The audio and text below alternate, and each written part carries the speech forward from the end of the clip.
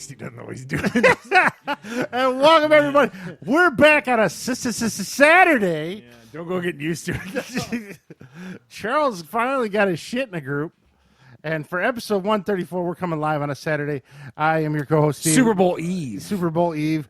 I'm your co-host, Steve, joined by Charles. And BV via satellite. How you doing, BV? I'm all right. Is it Saturday? It's hard to tell. Yeah. It's moved around so damn much. Yeah, it's all blur. So we got a tasty taste test today. I got a couple We reviews. assume it's tasty. I'm going to tell you why Yokozuna died. Many other things. But first, for Smoochie's sake, we have to start with Matt Stafford. Last time we were on the podcast, it was just a rumor. And, of course, the rumors were not to any of the... I didn't hear the Rams one time. Yeah, the Rams. Not one you time. You think we would have thought of that because the GM from the Lions came from the Rams? You thought it would have been on someone's list, but no one saw this coming. Yeah, but I thought that they were happier with Jared Goff. I didn't realize. Now, here's the funny thing. I did a little research on that one. So I guess the Rams had a group text on the bunch of team members. Jared Goff was part of it. And they were talking about Sean McVay's wife. Or soon-to-be wife. She hot or something? Yeah, she's some kind of Russian bride model chick. Svetlana, whatever the hell her name is. Okay. And Jared Goff put on there, oh, she's pretty hot. I'd bang her. So someone turned around and showed that. Oh, so they're claiming that that's why? That's part of the reason why he had a falling out. I don't know. Do you buy that for a minute? I think it's all just like they think they can win with him is all it is. Yeah, I don't think... If you got a hot Russian wife and someone wants to bang her, I don't think you'd get offended by that. It's like, yeah, she's fucking hot. BV, can you pull up Sean McVay's wife? We need to see her now, apparently. Yeah, so that was a rumor. That was one of the things. And then the other thing, he wasn't performing the way he wanted. That's what I think. It's a performance-based thing. Well, I mean, we're talking about millions of dollars. Well, I mean, he got benched. He was healthy enough to play and got benched for the playoffs because they liked that Wolford guy better. Yeah, but then he got concussed and all that kind of stuff. Yeah. I don't know. So that was a rumor. That sounds like some weird inner, like they're someone trying. sitting in the basement made that up. Yeah, like you know what it was. He wanted to bang Svetlana. It's like, dude, I don't know. I don't know if it's Svetlana, but yeah, but I'm just saying, dude, that seems a bit of a reach. I'll be honest with you. But for Detroit, a lot of people feel like Detroit made out. They got a third-round pick this year. Did they make out really? I mean, I don't know. It seems it. So they got a third-round pick this year. They got a first-round pick. There it is. She's gorgeous. I mean, I don't know I don't know. Does it say what her real name on there is by chance, Bill? It just says Russian broad. It says Sean McVay's her Russian name bitch. is Veronica Komin. Doesn't sound too Russian. And she is 30 years old. I mean, Sean McVay's only 40, right? I mean, it's not that crazy. Yeah, so I don't know. That was one of the rumors. But so they got a first-round pick in 2022, a first-round pick in 2023. I mean, Motor City Dan Campbell's going to have for the next 5 years or whatever. He's going to have a lot of picks. They gave the farm. I mean, they definitely... Detroit, a lot of people want him to trade Goff, but then they also say, well, you have 2 years with him. You see if you like him or not. You draft his replacement in the next 2 years if you don't like him. Do you think that Goff can do well in Detroit? I don't know. He'll do okay, but Detroit's in shambles. It isn't his fault. Yeah. I mean, you got no receivers. Both receivers are gone. You got an okay tight end. You got 2 or 3 good linemen. They got no defense whatsoever. There's like 2 decent people on the defense, and that's about it. So it's a big contract, too, so people are worried about that. Again, just like everyone, every business is paying every tax in the U.S., I don't want anyone to have these, my taxes are going to go up because I'm personally paying for everything. Everyone is personally paying for the Detroit Lions salary cap. Yeah. They're always worried. More people are worried about football team salary caps than the actual football teams Well, it's supposed themselves. to go down. It is going to be a difficult year to navigate as someone who's a Steelers fan, and the Roethlisberger's contract's always drama this year and all this kind of stuff. So I get the point. If you're going to rebuild to bite ankles and shit like that, like what is it? I mean, or bite kneecaps, rather. I mean, what are we going to do? So that's the big trade. A lot of people feel Detroit won the trade. The other offers were from Washington. They would have got a first round. Big talk was he had a thing. New England he would not go to. Yeah, that was the Stafford big thing did not want to go to New England. Really, because Matt Patricia re-signed with New England. Oh, He doesn't really didn't dig him at all. Apparently not. He man. did not like that guy. So yeah, that was his only stipulation from what I've heard. So BB, what's the out of town talk about it? You hear anything from your end on the Chicago Well, I way? mean, I think most people out of town think that Stafford is a big pickup for the Rams. That if he was on a halfway decent team, he'd probably already be at a Super Bowl or have a Super Bowl ring already. But this is clearly like one of these. They've got like a 2-year window, maybe 3-year window to win a Super Bowl, and if not, they're going to be so cap strong. They're going to be the Seattle Seahawks. And with no first round picks, they're going to just do a nosedive. The Legion of Boom's going to have to get disbanded. Is what's going on. The salary cap, economists suddenly need to also understand that Goff's cap number for the Lions is not anywhere near as high as it was when he was with the Rams. So that's part of the reason they can eat some of the contract. They have to pay him a lot of money, and he's due like $47 million or something over the next 2 years. But he doesn't have the same level of cap hit, so he's not destroying. Was it the Rams are going to have some dead money from it or something like that? Something like that, yeah. And then that's a very confusing topic as an NFL fan. Well, and this, I mean, they could probably keep him, draft a quarterback, see what happens. If this doesn't show or it doesn't spell a total rebuild for the Lions, and I don't know what does. So he might turn out to be a good quarterback. I mean, he did go to the Super Bowl. They did go to the Super Bowl with him once. So he's won more playoff games than Matt Stafford ever has. Let's be honest. But a lot of people would say that wasn't Matt Stafford's fault. That seems to be the narrative. Yeah. So it wasn't when they went to the fucking playoffs against Dallas and he couldn't score. The proof is going to be in the pudding, honestly. I mean, that's to me what it boils down to. If you can't win with this situation that everyone's saying we should put him over the hump. Yeah. I don't know. He's had 2 shots in the playoffs against the Saints and Cowboys. Showed up. They could have. But the Lions could have traded for Patrick Mahomes, and that still wouldn't make him more than like a 6-game winner. That's true. I mean, it doesn't matter who plays quarterback for the Lions; they're going to lose a lot of games. BB's got every team winning just 6 games. Have you noticed that? Yeah. Who's going to win if every team's got 6 games? Well, I'm just saying. I mean, they're probably going to win a lot less than 6 games. He's talking about but the Lions. even with I know, but I'm just saying that's BB's the point prediction is, for every doesn't matter team. who plays quarterback for them next year; they're going to suck badly. So there you go. Now, if Smoochies wants to see the Lions play the Rams, they do play next year in L.A., so he can fly out to L.A. and see the game. That sounds cheap. It's funny you say that. Ty Washko is already taking requests on Facebook. Who wants to fly out to L.A. next year and see the game? If I'm going to L.A., I'm not going to see the Lions and the Rams. Yeah. I'd see the Rams play in Seattle or something, but the fucking Lions? Are you kidding me? Anyways. Holly, if you're looking for an awesome birthday present for your man. Yeah. Buy him some airline tickets to the L.A. next Fly him to year. L.A. to see the Lions. Yeah, what a waste of time. So almost as confusing as the stat of the God damn it. Good talk. Yeah. I'll glad to see you got your bits together. Yeah, almost confusing as salary cap and all the money that goes here and there was the GameStop stuff that we covered last week. I learned a lot more about that this past week. Okay, you're gonna tell us. You want me to explain it to you? Yes, please. So basically, BV had it kind of right on. So these hedge funds. Don't let Bill know when. That's a surprise. Right. I mean, don't let Bill know that. He was usually a clusterfuck, but this one he was pretty much spot on. So these hedge funds know that a stock is going to suck, so they go to Steve and they go to a whole bunch of people that hold a bunch of the stock and they go, hey, give me that stock. I'll kick you $10 to let me borrow this stock for a little while. And they go, okay. And they give them to the hedge funds. Hedge funds basically turn all the stock in, drop the price through the floor, and then buy it back dirt cheap and give them the difference plus the 10, give them the stock back plus the $10. Mm-hmm. And where they got screwed is on the buyback part.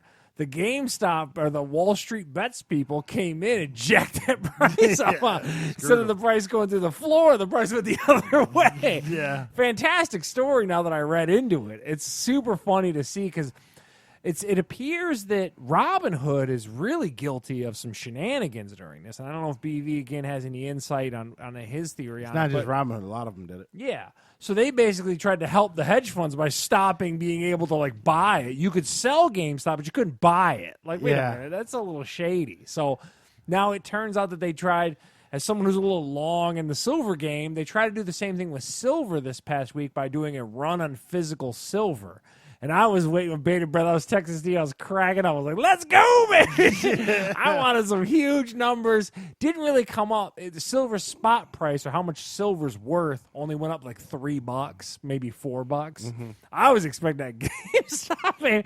I was telling Steve, I was over here boiler room style, BB. I had the Coke on the table. I was ready to go. He's loading the silver in the back of his car. It did temporarily hit like an 8-year high, which is not crazy. It's still only going 31. Yeah, it went to like just over 30, and now it's I think back around 27. Yeah. Well, you laugh. I jumped on the AMC thing about 10 shares. Yeah, because they were shorting that. Do I have all that right, BB? Do you have any critique of how I described it? I think that's what. No, I did a lot of research this past week because it was pretty fascinating that these Wall Street guys basically got on Reddit and said, hey, look, the everyman, just download this Robinhood app and let's all just screw over a hedge fund. And they killed them, man. It was super good and very entertaining.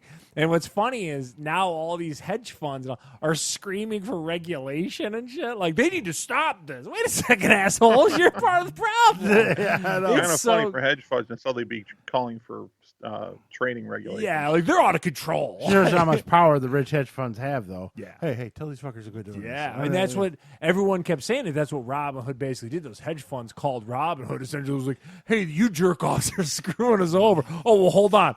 Boop. They flipped a button and screwed.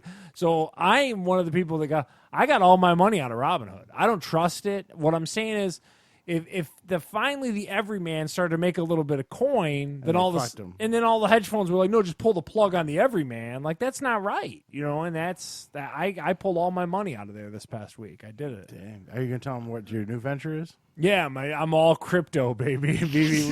we could have a long convo on my crypto, bro. I took all my Robinhood loot, went hard crypto. And I got news for you.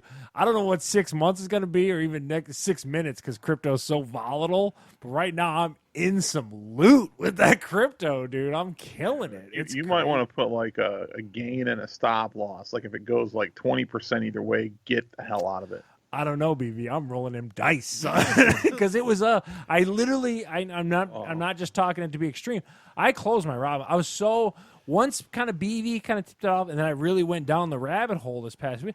I was like, that's really jacked up with what they did because it's like as soon as like the working stiffs who were able to finally get into the stock game started to make some loot, they just pulled the plug on it. Like, that ain't cool at all. I was super annoyed with it. Did you have any insight this past week, Steve? Did you do any moves? Or just the AMC. I was like, if AMC... See, I paid $7 a share. I bought 10 shares. Wasn't nothing great. I thought, well, if it goes up to 250 bucks a share... Dude, you were like me. You had the Coke on the table with the credit card. But, I mean, it didn't. But here's the thing. If theaters ever come back to normal, AMC usually...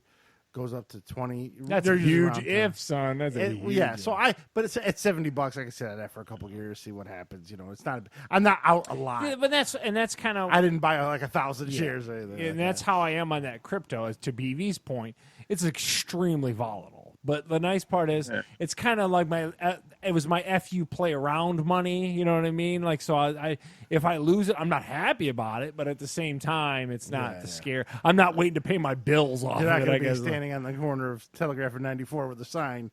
If it goes well, where do you think I got the money the first time? Oh, okay. You borrowed it from Victor. No, didn't Robinhood? Wasn't their explanation something about that they had to stop it because of concerns about their reserve requirements and I don't buy it. I was going to say, does anyone in this room buy that? No. I just thought it was super shady, man. Super just because you're one that acts pretty decisively on these kind of things. You also know that the brokerages like Schwab, TD Ameritrade also restricted trading. Yep. Last week. So it wasn't just just Robinhood. But the Wall Street Bets guys, again, just having researched this past week, they said that it was the massive amount of people that were on the Robinhood app, and I always recommended the Robinhood app. I was a big proponent of it.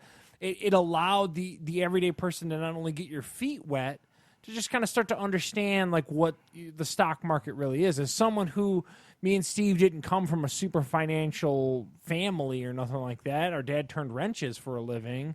Like, we didn't know from that, but like we're able to kind of, check it out and kind of get our feet wet. And to see at the minute that, like, hey, it actually is working for you a little bit, we're going to cut the knees out from under you. I thought that was really shady. And to BV's point, it seemed like it was other brokerages too. But I'm just TD Ameritrade put up a big notice on mine. That's what I'm part of through work. And they put up, but I got the AMC in before they blocked it. It didn't matter because it didn't go up. But I mean, but like, I know what BV's saying, like what they said and stuff like that. But like, how crazy? We'll let you sell it, you just can't buy it. Like, wait, what? Like that doesn't make any sense. Yeah, it does not. Yeah. To BV's point, it just doesn't bode well for their reasoning. So there you go. Charles thought he was sitting on the mother load. Dude, I was ready, BB. You Pirate no Charles idea, over here. Dude. I was ready to cash in. If you don't mind me asking, what did you get in on that a long time? I remember you bought a lot of silver a long time ago. What did you get in on that at? We'll discuss after the show, BV. All right, cool. Yeah, another time. All right. But I'm Captain Sparrow nuts over here. I'm long on silver. Physical silver. Let me just tell you. And then dude, he's got bullion and shit. Yeah. If you sell it all, you got to buy a pirate boat, right? Yeah, you got to buy a full size pirate boat. Man, I am the water. But you can take it to Big Daddy's Boatyard down in Monroe. I know the guy that owns it. I know a guy. It happened for me. I got into precious metals in 2013, which I don't know, again, how deep you guys go into that whole thing. That was when, like, the first crypto boom happened, and I worked with a guy who kind of was talking me through it and, again, educating me up, and I went the wrong way. He went hard crypto. I went hard bullion, and boy, oh boy. Let me just tell you, the guy I worked with got so deep into crypto, he retired. If that doesn't tell you guys how crazy, and again, we'll discuss after the show. I don't want to, put everyone's business out there. He must have got in at like the right time and then got out before. Like, was telling me how to mine it and stuff like that, and we're talking somebody with computers and graphic cards you can buy. I can explain a lot. None of it makes gone down sense whole rabbit holes this week, Steve. It's just, dude, the BV war room was in full effect. But the cryptocurrency in the last 7 years or 8 years. Many cryptocurrency fortunes have been won, lost, re-won, and re-lost. I mean, it takes volatility to the extreme. Yes. And we're in there, BV. And I will tell you guys how to get in on this with me. Steve, I already tried to tip him off during the week. Steve wussed out on me. For like a modest investment, I'd probably do it. See? BV's in. We'll discuss after the show. The Chinese companies. God damn it, Steve! I tried to get Steve. He's like, "No, no way." I filled that out. I was like, "What am I doing?" I deleted that immediately. Did you? You pulled the app though? Huh? You got the app? The website. I pulled the app, Coinbase, right? Yeah. Started filling it out, and I submitted, and then they sent me a confirmation. And I was like, "No, because then it wanted my bank account information." Yeah, maybe put that in there. Are you out of your mind? Bank account information on a crypto site? The fuck out of here. We're going down the canceled that I'd shit use an alternate immediately. account. Huh? Look at BV's got an offshore. I'd use an alternate account. I would. Well, I didn't have an alternate account. I would. You don't use got an that account that was with a different bank from where I do my standard banking. Jesus, and I would use. and I'd have a dedicated account. That's how he pays off the hookers. Listen to Walter White. I know. Look at this BV's laundering through this. It's protecting the rest of your holdings from some sort of a breach on that account. With that Chinese company, I can tell you, man. We'll have a long conversation after this. It's been a fun week. I'm interested. This is it was a fun week, and like I said, we'll go down the whole rabbit hole. But I don't want to take the whole show. But it's been fun. It's been a lot of fun. This is already more interesting than the entire season of Steve's Animation Corner. Oh damn! Why is Steve gonna take some shrapnel? Just kick me right in the balls. Now we're gonna talk about our Tesla markers. Steve, go. Yeah, no, where's my markers? Or the never-ending discussion of comic movies. That never ends. Steve. For the record, I don't have a comic movie this week.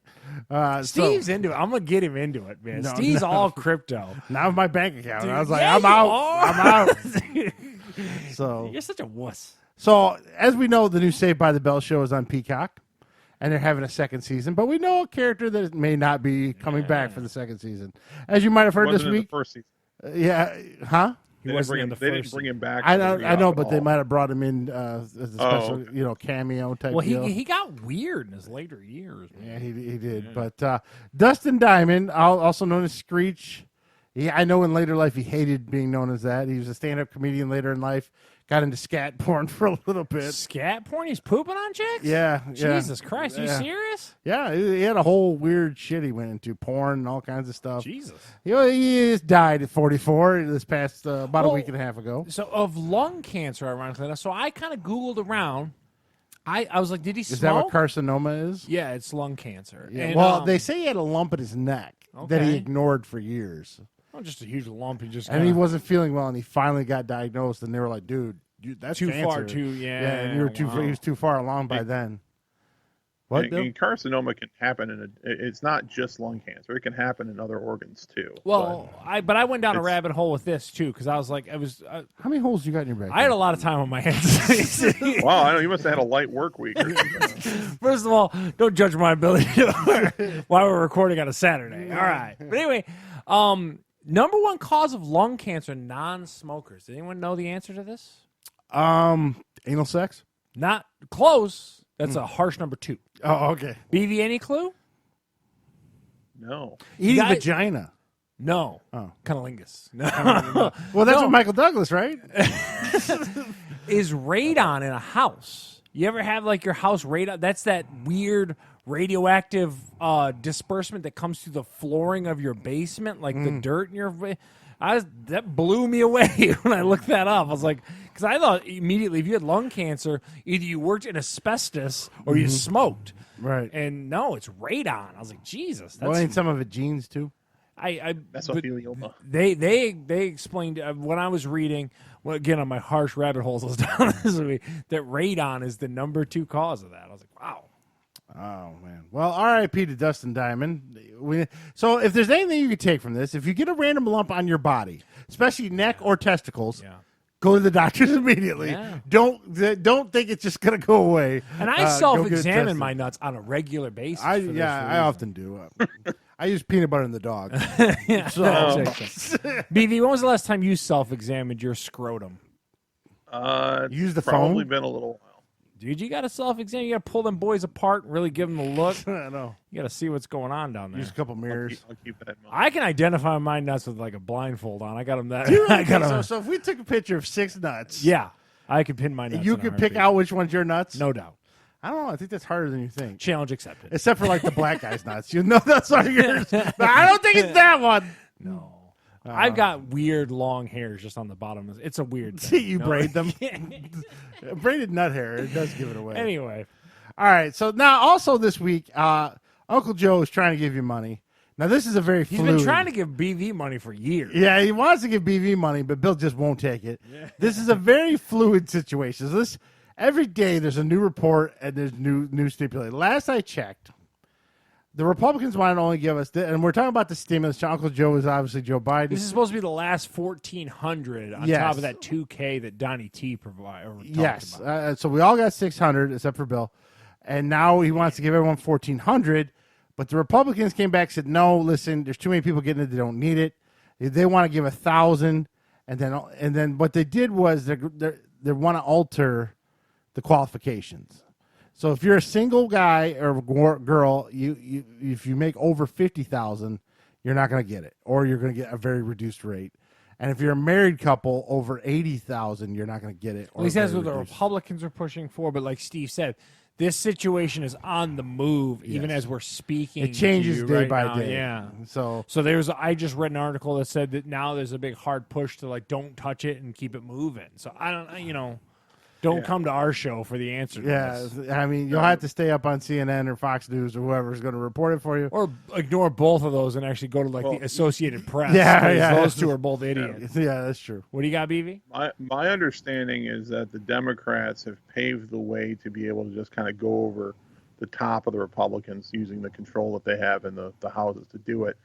And so the 1,400 is, if this all happens, it's likely to be the 1,400, but like Steve was saying, there is expected to be some sort of revised income threshold to where your qualification levels will be reduced from where it was previously. So it's possible that you might get less than the 1,400 or none at all. Well, I think it comes down to, like BV's described, I think that the big thing that Joe Biden wanted to push over the Donald Trump cabinet and administration and all that kind of stuff was working together with the two different parties. So I think that their whole thing is, like you said, they don't want to just bulldoze over the Republican viewpoint. They're trying to give the impression that we want to work with both sides of the aisle or whatever it's called. So we'll see what happens. We'll keep you updated. I'm waiting on my PS5 money. But I may win that this week, and we're going to talk about that a little later. You may Our win a bets. PS5? No, money to buy PS5 with our bets, man. We're gonna You make ain't big got bucks. enough with our bets. I got more than just ours. Jesus. We'll see what we got going, and we'll talk about that here. Do you have silver and crypto you want to tell us about? No crypto. I got money I might actually win or keep. Crypto. Get stolen by the company is Russians. going to fucking steal all your goddamn money. Dude, get that crypto. Charles's fucking bank account's going to get drained next week. Dude, how dare you? So we have a taste test for us this week. Bill, did you find these? Yeah, I did. No. Oh, man. He got the, So, I ordered them on the Amazon. there. so if Did you you? are familiar with Rob Lowe. Rob Lowe and the Adkins and Adkins. Sharon Osbourne. Oh, yeah, she's on that too. Yeah. They promote Atkins. Now, Atkins is low carbs, low sugar, Which is good for you and BB high with the protein. Beatus. Yes. And these are called, Pain there. if you can see right here, these are strawberry cheesecake dessert bars. So they're 130 calories. They've got 8 grams of fiber, which is pretty good. Oh, man. And only 1 toots. gram of sugar, so that's pretty good. So I've had other numerous. What do you pay Atkins for things. that box? Hold on. This I think was about $7. What do you got it something. through Amazon, BB? We got. I want to say it was like $5.99. Damn, Amazon. Crushing the little guy. I don't know. with It money. might have been. Well, Michelle picked it up for me, but it's anywhere between $6 and $7. Now, I'm a calories in, calories out guy. 130 calories for that. Still not bad for a little dessert. Not bad at all. Yeah. And then how many are in that box? So we got We 2 got here. 5 in the box. 5. 5 total. So and you First of know all, they look huge. They look like they're the. they're about half the size of a Snickers bar. I wonder if these would be better if they chilled or they were chilled. Well, yeah, they when they sell them right on the shelf. Now, if you want to buy these in the store, these are in the pharmacy section. At Will least not, in Meyer. yeah, at Myers. Well, even all the Atkins stuff at Walmart is not in the food It's section. in like the Myers. nutritional. It's in the pharmacy. You go to pharmacy to find your stuff. They're a little chewy. Jeez. That is a bill of goods. This is not cheesecake. It's rubber. BB, what are you having on this goddamn thing? It's really bland. It's bland. It's so And tough. It's like rubbery. This is This is awful. I mean, it's not. It doesn't taste bad, but it doesn't taste good either. BB's got the ultimate. Yeah, it's not awful, but it definitely isn't good. All right. For the record, it tastes nothing like cheesecake. Yeah, I would not. If you blindfold me Yeah. and say this is cheesecake, I'm not sure it tastes like strawberry either. What the hell is this? it's terrible. Is what it is. Also, my teeth go right through the wafery part really easily, and then I Yeah. hit that chewy top part. This is Yeah, I god took a- awful. What you I got, took a BB? bite and half of the top part came off with the bite. Separated. Like this is what I have left of the. You just got the it's bottom just nuke. the bottom part. Yeah. Wow, that box is deceiving. Yeah, they look good, but they don't taste good. No. Now there is like a low sugar, high fiber cookie. We've had them here on the show, Quest and stuff like that. Much better than these. That is a huge disappointment. I'll be honest with you. Like you said, looking at it, I had high hopes. I'm a big cheesecake guy. Love No. cheesecake. This is terrible. When I saw how small it was when they opened the box before the show, I thought, well, if it's good, I'll have an extra one here, right, just in case. No need for that. Dude, that's I won't be eating the rest of the box. that is the mark that I was Give looking- those to Abby. one of the biggest disappointments. She tried one before the show. What was What her did she opinion? think? She said, well, it's not bad, but she's like, it doesn't taste like cheesecake. It was kind of. It's like a She's bad like, I candy bar. wouldn't buy it. It's like a chewy, terrible candy bar. All right, so going around the room, Steve, give us your review. This gets a 2 out of 10. It's terrible. 2 out of 10. That's a It's little sawdust cheesecake. I would never buy those again. So 2 out of 10 for me. And Or the for price, Steve. they're overpriced. Yeah, they're very expensive. Yeah. Also, I don't like the combination of the 2 textures. The bottom was super flaky and weird, and then the top had a rugged pull to it. Yeah, it was like rubbery. Weird. It was I like a don't fruit know. roll-up that's supposed to be the Yeah. strawberry flavoring. I'm going to give Steve one better than Steve. I'm going to give it a 3 out of 10. Whoa. BV out of 10. Rate that Adkins cheesecake bar. All right, I'm going to try to be nice. I guess I'll give it a reluctant 4. All right. I mean, it's not downright horrible. I mean, if I had to eat it, I mean, You would I've never had buy worse. another box of it. You never would. I'd have worse. I'd have had worse, but yeah, I wouldn't buy another box for that. I certainly wouldn't pay $6 for a box of 5. I mean, if I got to be honest, that's one of the biggest disappointments we've had on the show. Because it looks so good on the box, right? That is the ultimate bill of goods. Like, this is not. You know what are good? Are those Fiber One bars? You ever had those? Yeah, those are good. They give me the toots like crazy, but they're super high in fiber. I like the that's lemon why. ones. The lemon ones are pretty Yeah, they're good. good, and they're like 90 calories. Yeah, and I was anticipating this would taste something along that line because they're not rubbery. The Let me Fiber tell you ones. something. The moral of the story is, if either of us see Rob Lowe, we can punch him in the face. Yeah, Rob Lowe gets 3 punches in the nuts out of 10. Let me ask you guys this, because I don't know if I've never had an Atkins product before, so I've had never the had any shakes. That's a good other point. bars, You've had bites, the or anything shakes? else. Yeah. Like, does this to me would make me hesitant to try any Atkins products. BV is detrimental to the brand. I've had the shakes. The shakes are pretty good. Are they? Shakes are just like the Slim Fast shakes. They're not really different. So maybe it's just like their dry goods or like their baked goods have that weird I think a lot of texture. those dietary, no sugar, high fiber, was with the exception of the Fiber One bars, but those are in the regular food section. Yeah, those are in like the Pop-Tarts. all these kind of things you find in the pharmacy. All kind of taste like this. Like when I was on that powder diet and stuff, and I'd get cookies and Weird stuff. consistency It was like issues, that. yeah. Yeah. So That is not good. no. All right. So wait, so let's do the math. That's 9 out of 30. So Rob Lowe gets 9 punches in the nuts the next time we see him because that was terrible.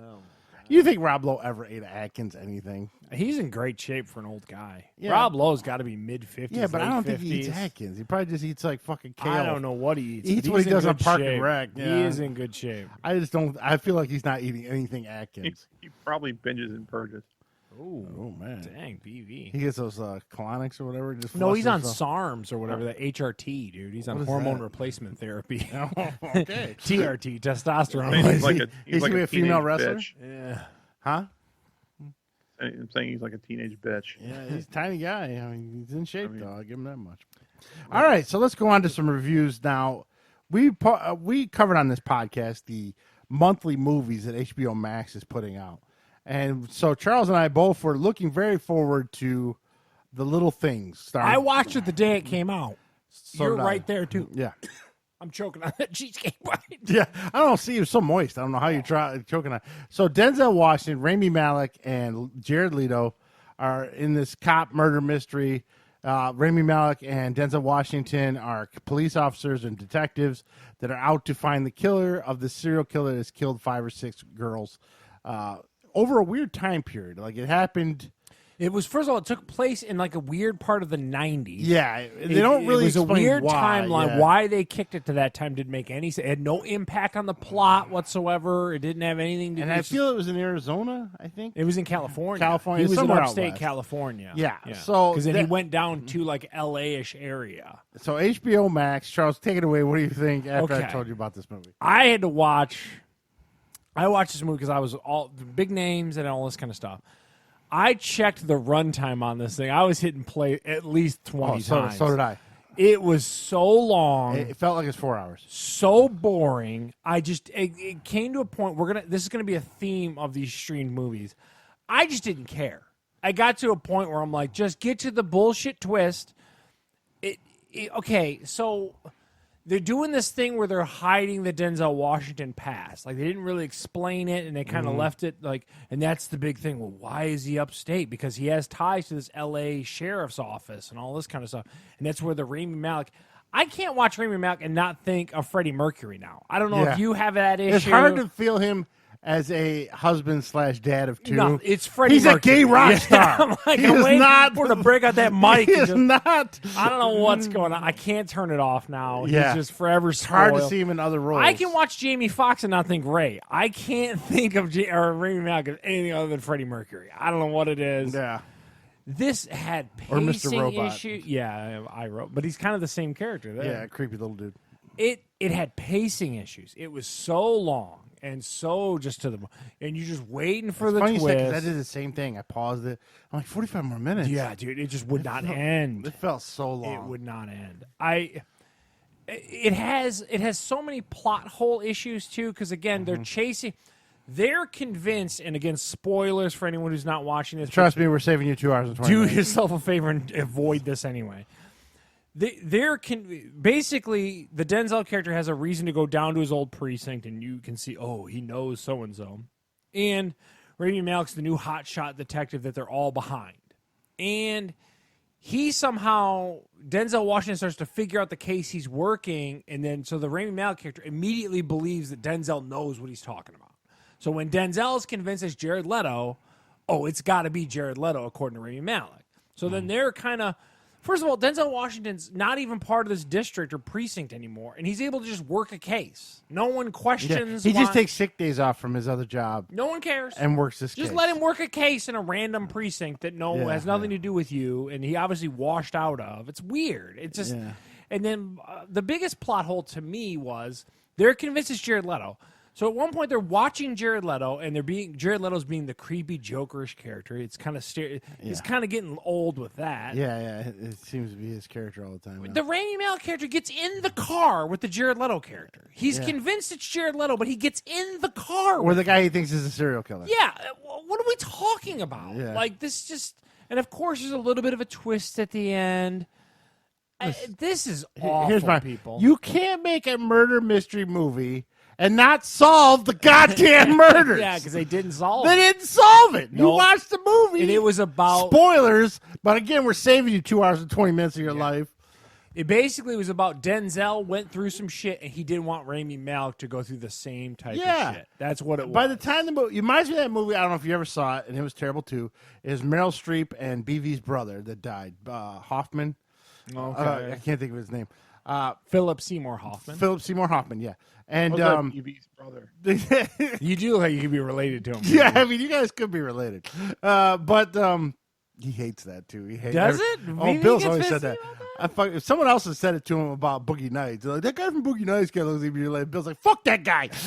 Oh, man. Bill has never liked Philip Really? Seymour. Ask him, am I wrong? He's a great actor. What's the problem? But there's a movie called Doubt. I don't know if you remember that, right? I Philip Seymour Hoffman is a priest, and Meryl Streep's a nun. Okay. And she kind of suspects him of diddling little boys.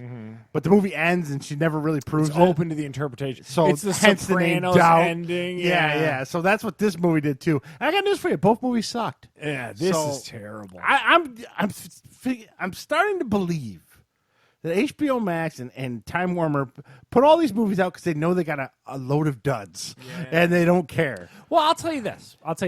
And I'm going to hit another movie here momentarily with the same thing.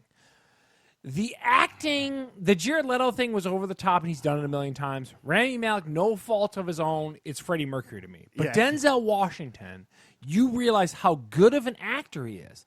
The problem is he was given a shit movie with which to act in. His acting and his ability to kind of like feel out and become this character, totally buy into it. Yep.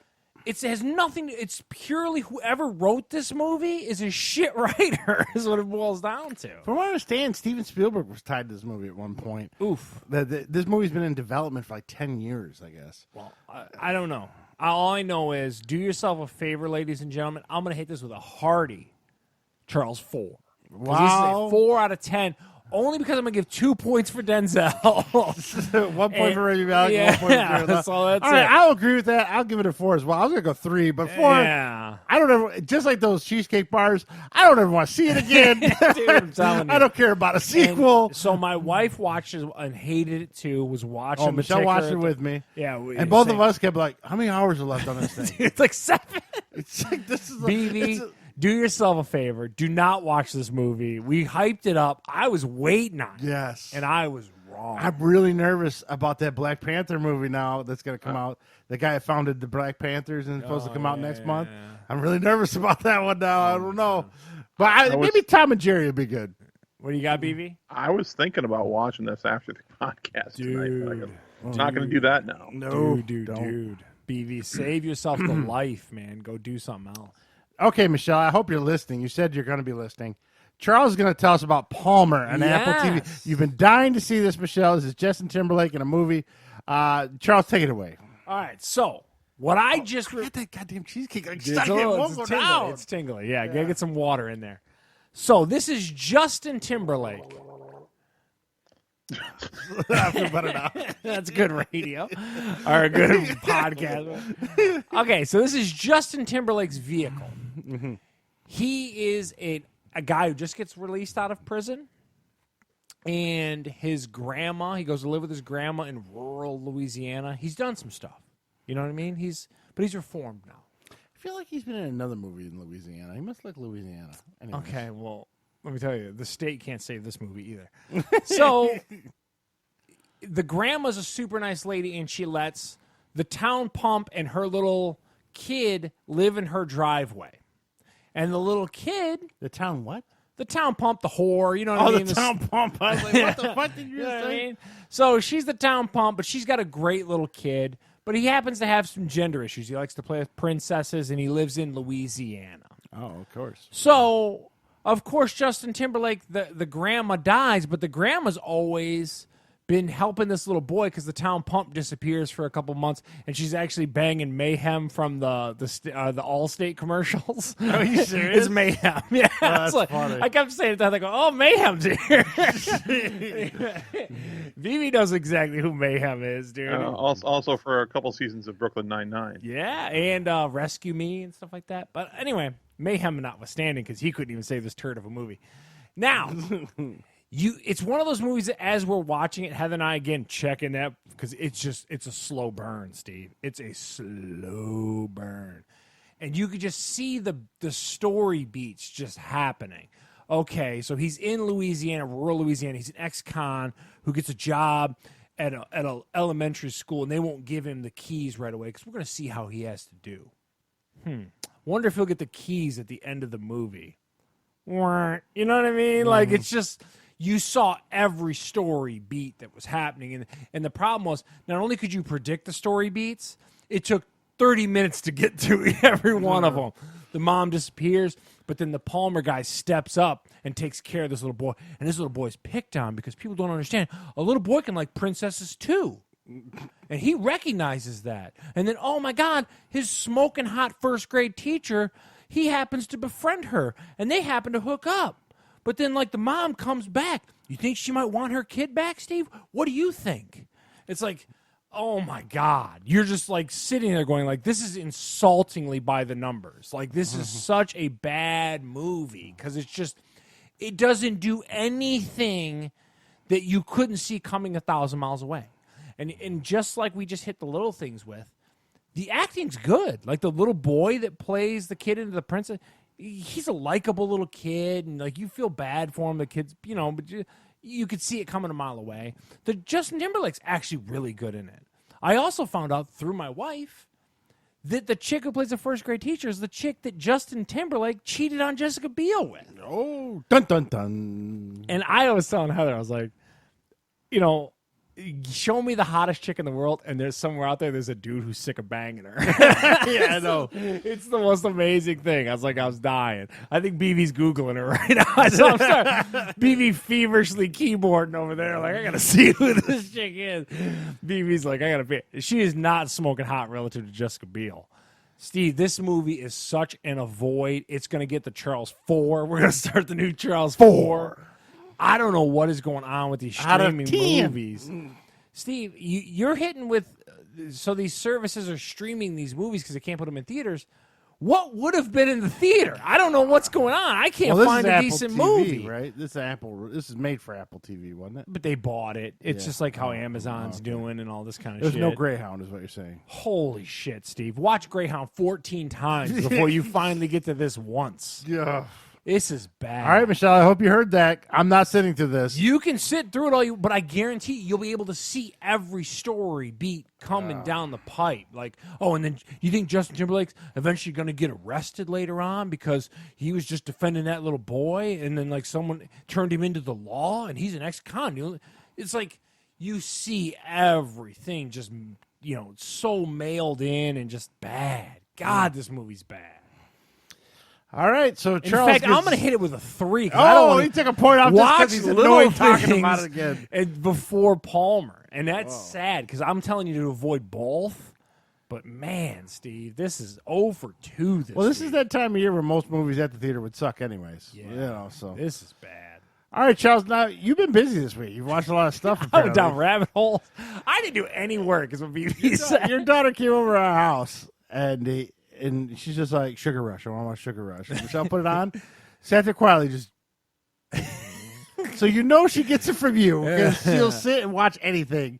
And apparently you are the same way. What did you watch on Discovery this week? So this week, I wanted to run down. We've chronicled on the show. We're in episode 134.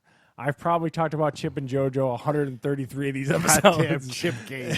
Okay. I've never watched a minute of any of his shows, but I know all about the guy. BB, did you find the chick he cheated on Jessica Biel with, by the way? I saw you feverishly Google. I did. Yeah. And Can what are you your put up for the thoughts? background for Steve so he can see? What is she hot, or what do you think, Bill? Yeah. She's not. I would agree. She's not Jessica Biel hot, but I just lost her. Basic. But anyway, so I went down a rabbit hole. Magnolia Network is starting to debut its shows on the Discovery Plus app. And I wanted to kind of just go through. I hit 3 of them up just to see what they're about. Okay? So the first one's called Zoe Bakes. Real quick question: when they drop their new shows, do they do the whole season at once or one? They're only one episode, so I don't They're know. one a week in it. I think that they're That's one a her? week. Yeah, that's her. Oh, okay. I mean, she's pretty, I guess. Jessica Biel, dude. Are we Yeah, serious, Steve? Nowhere close to Jessica Biel. Yeah, but thank you. she's half of Jessica Biel's age. Ooh, man. Maybe. Show me Yeah, the but- hottest chick. But people like that don't live in the real world. He probably didn't cheat on her because Jessica Biel's not whatever. He did it because he could. Dang, we're getting a little slice of BB right there. No, I'm just saying it's true. Banger though. because you These can. people- Well, these guys don't live in the. I mean, Once Justin he Timberlake did it, doesn't live did in the he real world. What's the confine worst in case scenario? Jimmy Fallon? Jessica Biel divorces him and he ends up with some other hot chick and he bangs Yeah. hot chicks at his leisure. What does he care? Yeah, that's true. He's got Well, a hot anyway. he has a hot chick tree in his backyard. Is that Jessica Biel there on the left? She has That's- aged. That is Zoe Francois. Okay, so Charles. So I started going down this. They only had one episode of these, and I think it's because they're just trying to trickle out what the show is probably going to be about. Is what I think is going on. So this again is Zoe Bakes. It's about a pastry chef who lives in Minnesota, and his name's Zoe Francois. She's one of these chicks that I thought she was 60, but she's actually only 45. She's your guys' age. That chick right there is your guys' age, which is crazy to me. I don't know what's going on. I mean, everything looks my age except for the hair. I mean, I don't know what it is, but somehow she messed me up. I thought she was like way older than she was. Oh. Anyway, this show's pretty good. One of the things, a big bone of contention. Again, I'm a huge baking show thing, and we make fun of it all the time on this show. But I enjoy culinary adventures. I just like it. But I also like culinary adventures. I also like when people cook with science. That's why Elton Brown is my favorite. Is he the only one that cooks with science? It's great. But anyway, I mean, Bill Nye isn't making a sandwich. but if he did, no one else is cooking. here's with the science. problem with the way a lot of these assholes cook. They give you these ballpark measurements, okay? Give me in grams so I can replicate the goddamn recipe the way you want. This chick's doing that. She's doing a fantastic job. So far, she confused me on the age. I don't know how old she was. She might have been 80, but she was only 45. I don't know what's going on. But she cooks really well. And if you want to learn good cooking techniques, I would recommend this show. Now, I've heard it's kind of a trend where people who aren't gray haired dye their hair gray. Dyeing their hair gray? Yeah. It's a weird reversal of the Yeah, it is kind of weird. So I'm going to tell you this. I'm going to continue to watch Zoe Bakes. Okay. Now, the next one. For the record, I would be out. I don't give a shit about that. I would not be watching this. Anyways, So next up, and you can watch this because you got the Discovery Plus app at the house. So it canceled it. Our free trial ran out. you didn't keep it? No, There's so much content Michelle on there. lost interest, so I was like, Wow. oh. And she records every single thing that comes on Food Network, and so I don't know. Eventually, we'll get it back if Zoe Bakes takes off. I don't work for Discovery Plus. I just happen to like it. I don't know what's going on. So then the next one's called Field House. And this is like an extreme makeover he must be attached to Baylor University because Chip and JoJo love Baylor University. First of all, you see the guy behind BV right there. Mm-hmm. He's like a personal trainer, but he's one of these personal trainers that doesn't look like one. I don't have a lot of respect. If you're going to be a personal trainer, you better be jacked, is all I'm going to tell you right now. You better look like James Harrison. If you're going to show people how to work out, you better be swole as shit. Not many of them are. And that's a problem, is all I'm going to tell you. I told you the 40-year-old Holly, I mean, probably never lifted a dumbbell in her life. Why are you a personal trainer? All right? I don't understand. Yeah, and that's part of the problem. So this show is a bust. Don't watch Fieldhouse. It's this guy who gets these people every week, and he's going to transform them, but he's a bullshit personal trainer. I don't like it. No. It's not even about renovating houses. It's about renovating people? Yeah, I mean, this is the Magnolia Network. This is the Magnolia Network. This is their whole, this is their content. I hate this. I'm out. All right, so this over to what's the next one? Now, the last one. Go ahead, BB. Oh, I was just going to say, I believe that they both went to and met at Baylor. Yeah, you're talking about Chip and JoJo. Yeah. Yeah, I know. And they're still involved with the university. It's a whole thing. Yeah. Rape you. You know what I mean? Yeah, I was going to say, was Chip sexually harassing anybody? I mean, let's be real here. I love Chip and JoJo, but that's a bad thing. You might want to get away from that university. The other one's called Homegrown. Now, I happen to live with a older woman. Her name is Heather. And I don't know if she's listening right now. She's pissed at me. I just called her an old woman. That's an old bitch. So this old broad I live with. Yeah. She happens to She's got love... very rickety bones. Yeah, she's very... Cracking every calcium. time. Yeah, it's crazy. It's weird. So she happens to enjoy gardening. Mm-hmm. And it's something that she's taken up in the past A lot of seniors do. Yeah, as you get older, right? Yes. She enjoys a good garden. And reading. Yeah, I'm telling you, I'm married to a 90-year-old broad. So that's why she got the COVID vaccine. She was in phase one. The COVID shot. Yeah. She is officially a senior citizen. Yeah. So this chick's gonna go around. Now this is a renovation show, but instead of renovating your house, she's gonna renovate your rickety crap garden on the back. I'm out. Yeah. So this was okay. Heather was way into it because she was waiting for them tips, boy. She was just have a sitting there. notepad with her. Yeah, she was all in. Like, wait a second, plant what with what? Oh, look at this. So it was okay. So my point is, the Magnolia Network's starting to run out, or they're starting to roll out some stuff. Obviously, there's the new Fixer Upper that's out there. We talked about that last week, BV. I think if you watch the old one, you'll like the new one. But again, check out Zoe Bakes would be my biggest recommendation. And if you're into gardening, and if you're into the weakest looking personal trainer, watch the other one. But that's my take. Wow. And I watched some Magnolia Network. Now, Steve watched a big deal. I love a good wrestling documentary, and Steve checked that out. Now, we all love 30 for 30, the Dark Side, or Dark Side of the Ring, that series on YouTube. That's not from ESPN. That's Vice. Vice. Yeah. Sorry. I had my I love when wrestling drops the shtick and gives you a peek behind the curtain and kind of just talks. Speaking of which, did you listen to that Taker interview on Joe Rogan? I finally got to it. Yes, I listened to all that. Yeah, so that's good. I have not gotten to the Taker Last Ride, but that's like 5 episodes, and it's a bigger commitment. This is so. Well, is that a WWE thing? That yeah, okay. it is. It's fully on YouTube because I saw it sort of over a course of a few weeks on YouTube. Yeah, it's basically the Jordan, the Undertaker version of the Michael Jordan documentary. Oh, man, it could be pretty good. Not as good. It's not. Not as good. I'm gonna get to it. So is it about his finally starting to retire? Is that what it is? Yeah, I guess he hired a documentary crew to follow him for a year. So now WWE Network. Now, as we're going to talk about here in a minute, my sucker ass got it back for a month because I love the Royal Rumble. Goddamn it! That timer goes down. It's like, who's next? 10-year-old Steve's all excited. But one of the new shows. Hold on, you're going to talk wrestling in a moment. What was the biggest surprise of anyone that came out? Real quick, just give us a teaser. Biggest surprise. I wrote it down. No, I didn't. It's off on there. It's in the news. Oh, I didn't think there were any real good surprises. So wait, so BV got the network too? No, yeah. Not only is why did I get put down the news? suckerdom, but it was extremely boring last Sunday. There was nothing on and nothing to do. You went down Carlito showed up. Oh, okay. And good deal. what?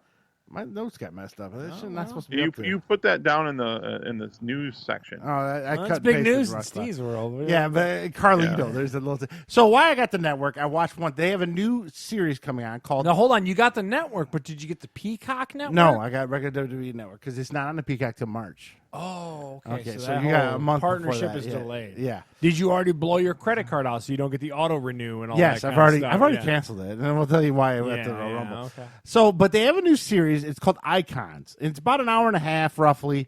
It's just a documentary on random icons. Right now, there's only one episode because I was like, I saw the Yokozuna one. I was like, "Where's the rest?" And that was it. That's the only one they have.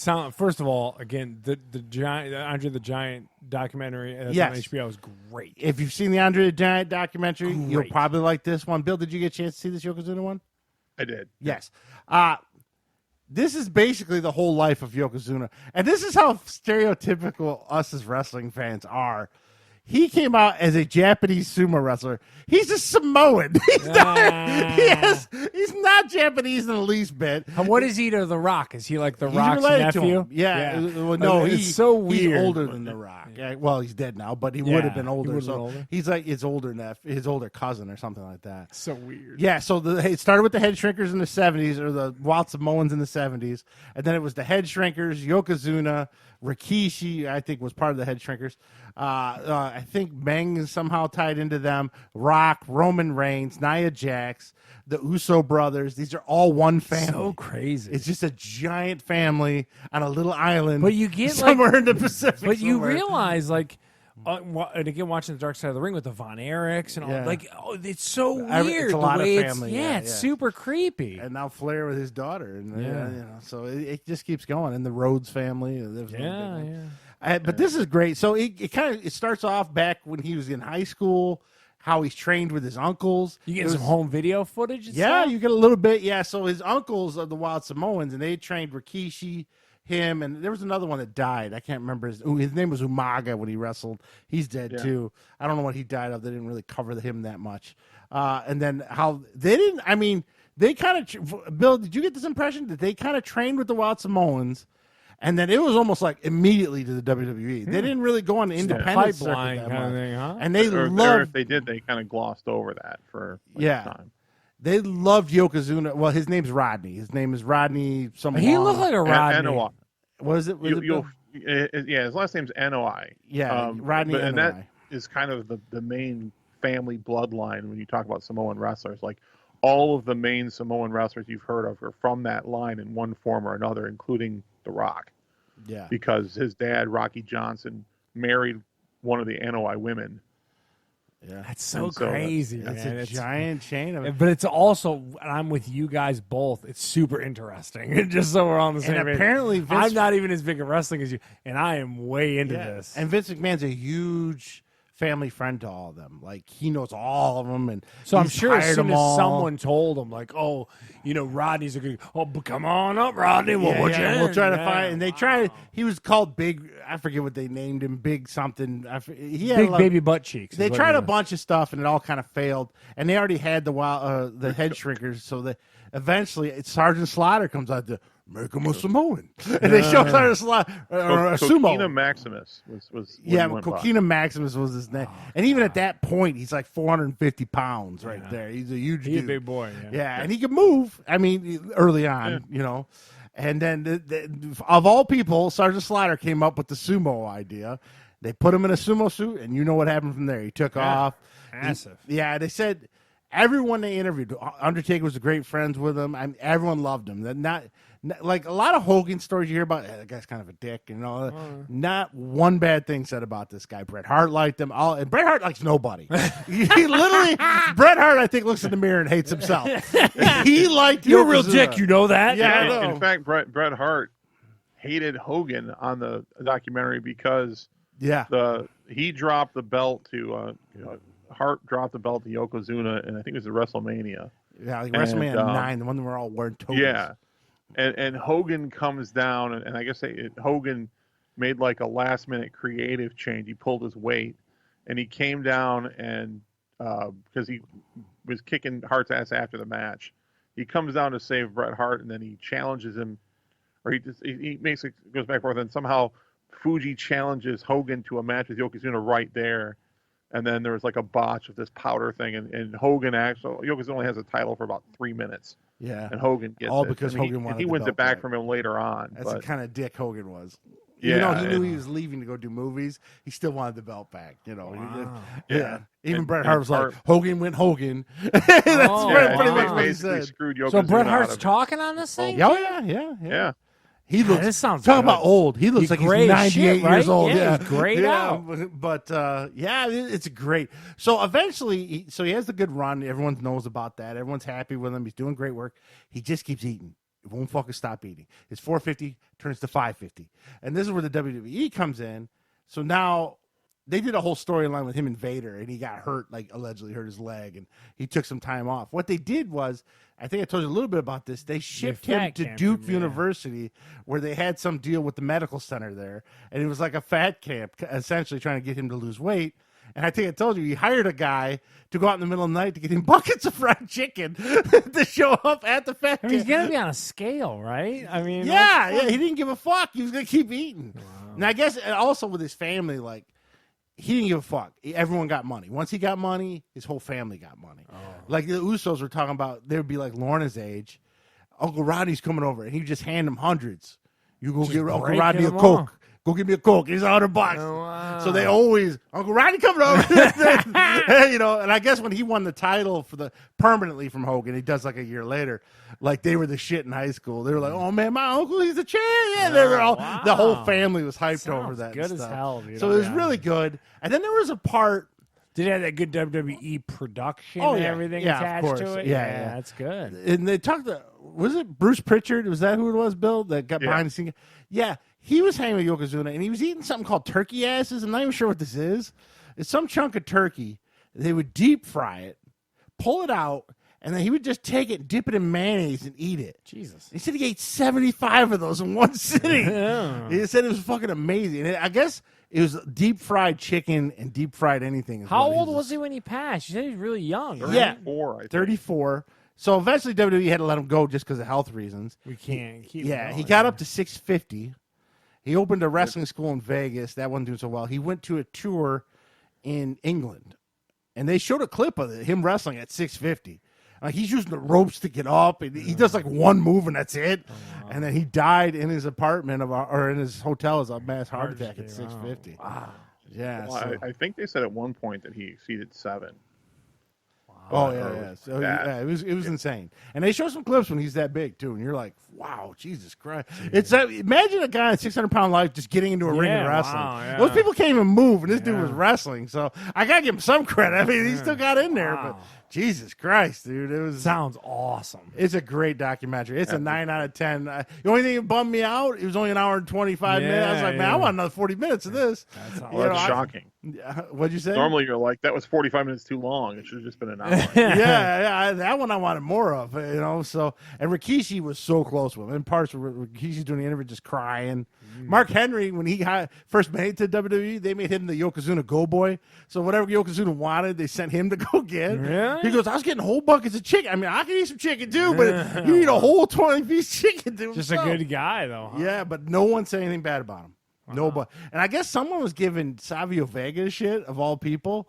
And Yokozuna stood up in the locker room and just went off and like, he's trying to feed his family. Leave him the fuck alone. Everyone's like, okay, Yoko likes you. I'm going to sit down. Yeah, so it was, no one had anything bad. Bret Hart even. That shocked me because Bret Hart hates everyone at this point. Yeah, Yeah, no matter. They said that basically no matter what, he was always happy. Yeah, rapping too. Like he was big into rap, like back in the '90s and stuff like that. Really great. Some behind the scenes pictures, a lot of pictures of him and Undertaker. Taker was talking to him. Taker loved him. Jeez, that sounds good. And yeah, he's definitely a highlight. I loved it. Like I said, I went and looked for more icons. And I was like, oh, that's the only one. Any speculation on who else they might do or anything? Well, there's like a picture. There's a picture. I forgot who's in it. I want to say Davey Boy's in it. Davey Boy Smith. There's like 3 or 4. There's a picture of the icons. But yeah, God. Unfortunately, I think they're gonna stretch it out like once a month. Oh, jeez. They know it's good shit. That's why. It looks like they're gonna feature, other than Yokozuna, they're gonna have Lex Luger, Rob Van Dam, the British Bulldogs, Beth Phoenix, I don't know Beth Phoenix. The other one's Beth Phoenix was a women's champion for a while. She does early 2000s. Yeah, she's married to Edge now. Is her big thing. Lex Luger would be great because he is like bone thin in a wheelchair now.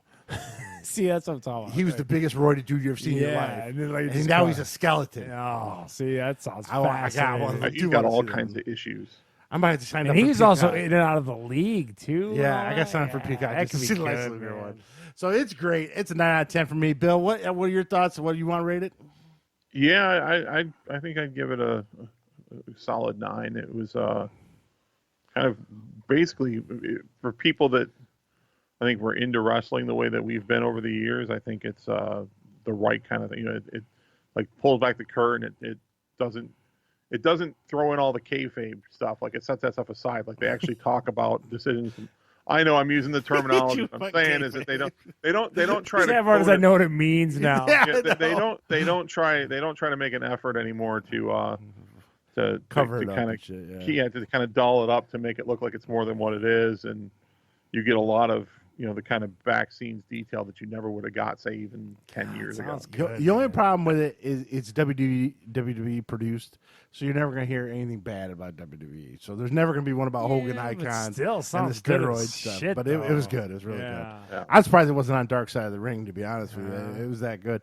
And non-wrestling fans, Michelle walked in, and it was the scene where she was 650 dropping a leg. She's like, oh, my God. So they roped her in for a minute. So she didn't even watch for about 10 minutes in my room. So, all right. Now, this week, I don't have animation corner because I did not get to the Pixar popcorn. But this is animated shorts of Pixar movies.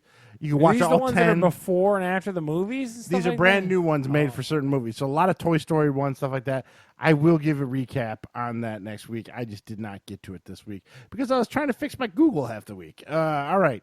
Yeah, So- tell everyone this little story of that. Yeah, so my internet goes out on Wednesday when I was going to watch A this. little bit of smart home drama. Yeah, for you. and when you realize if you don't have internet and you have all this Google stuff, you can't turn your goddamn lights on. So in your house, so like in my house, I have all the Lutron Casita stuff, and again, we don't want to go hold on smart home thing, Right. but like I still have hard buttons and everything after the fact. You're saying that all your stuff. I mean, you could go over and flip the light switch and stuff okay, like yeah, that. that's but what I'm asking. Like, there's no fail you can safes, you can or- override it by just using the light switch, but then the light switch is off when the Google does come back and you gotta go fucking mess with it. Oh, so wait, so you're telling me, so like mine, you program the bulbs is what you're telling me. Yeah. I don't do I the don't- bulbs, I don't I do do the light switches, switches. so Yeah, we're a yeah. little different.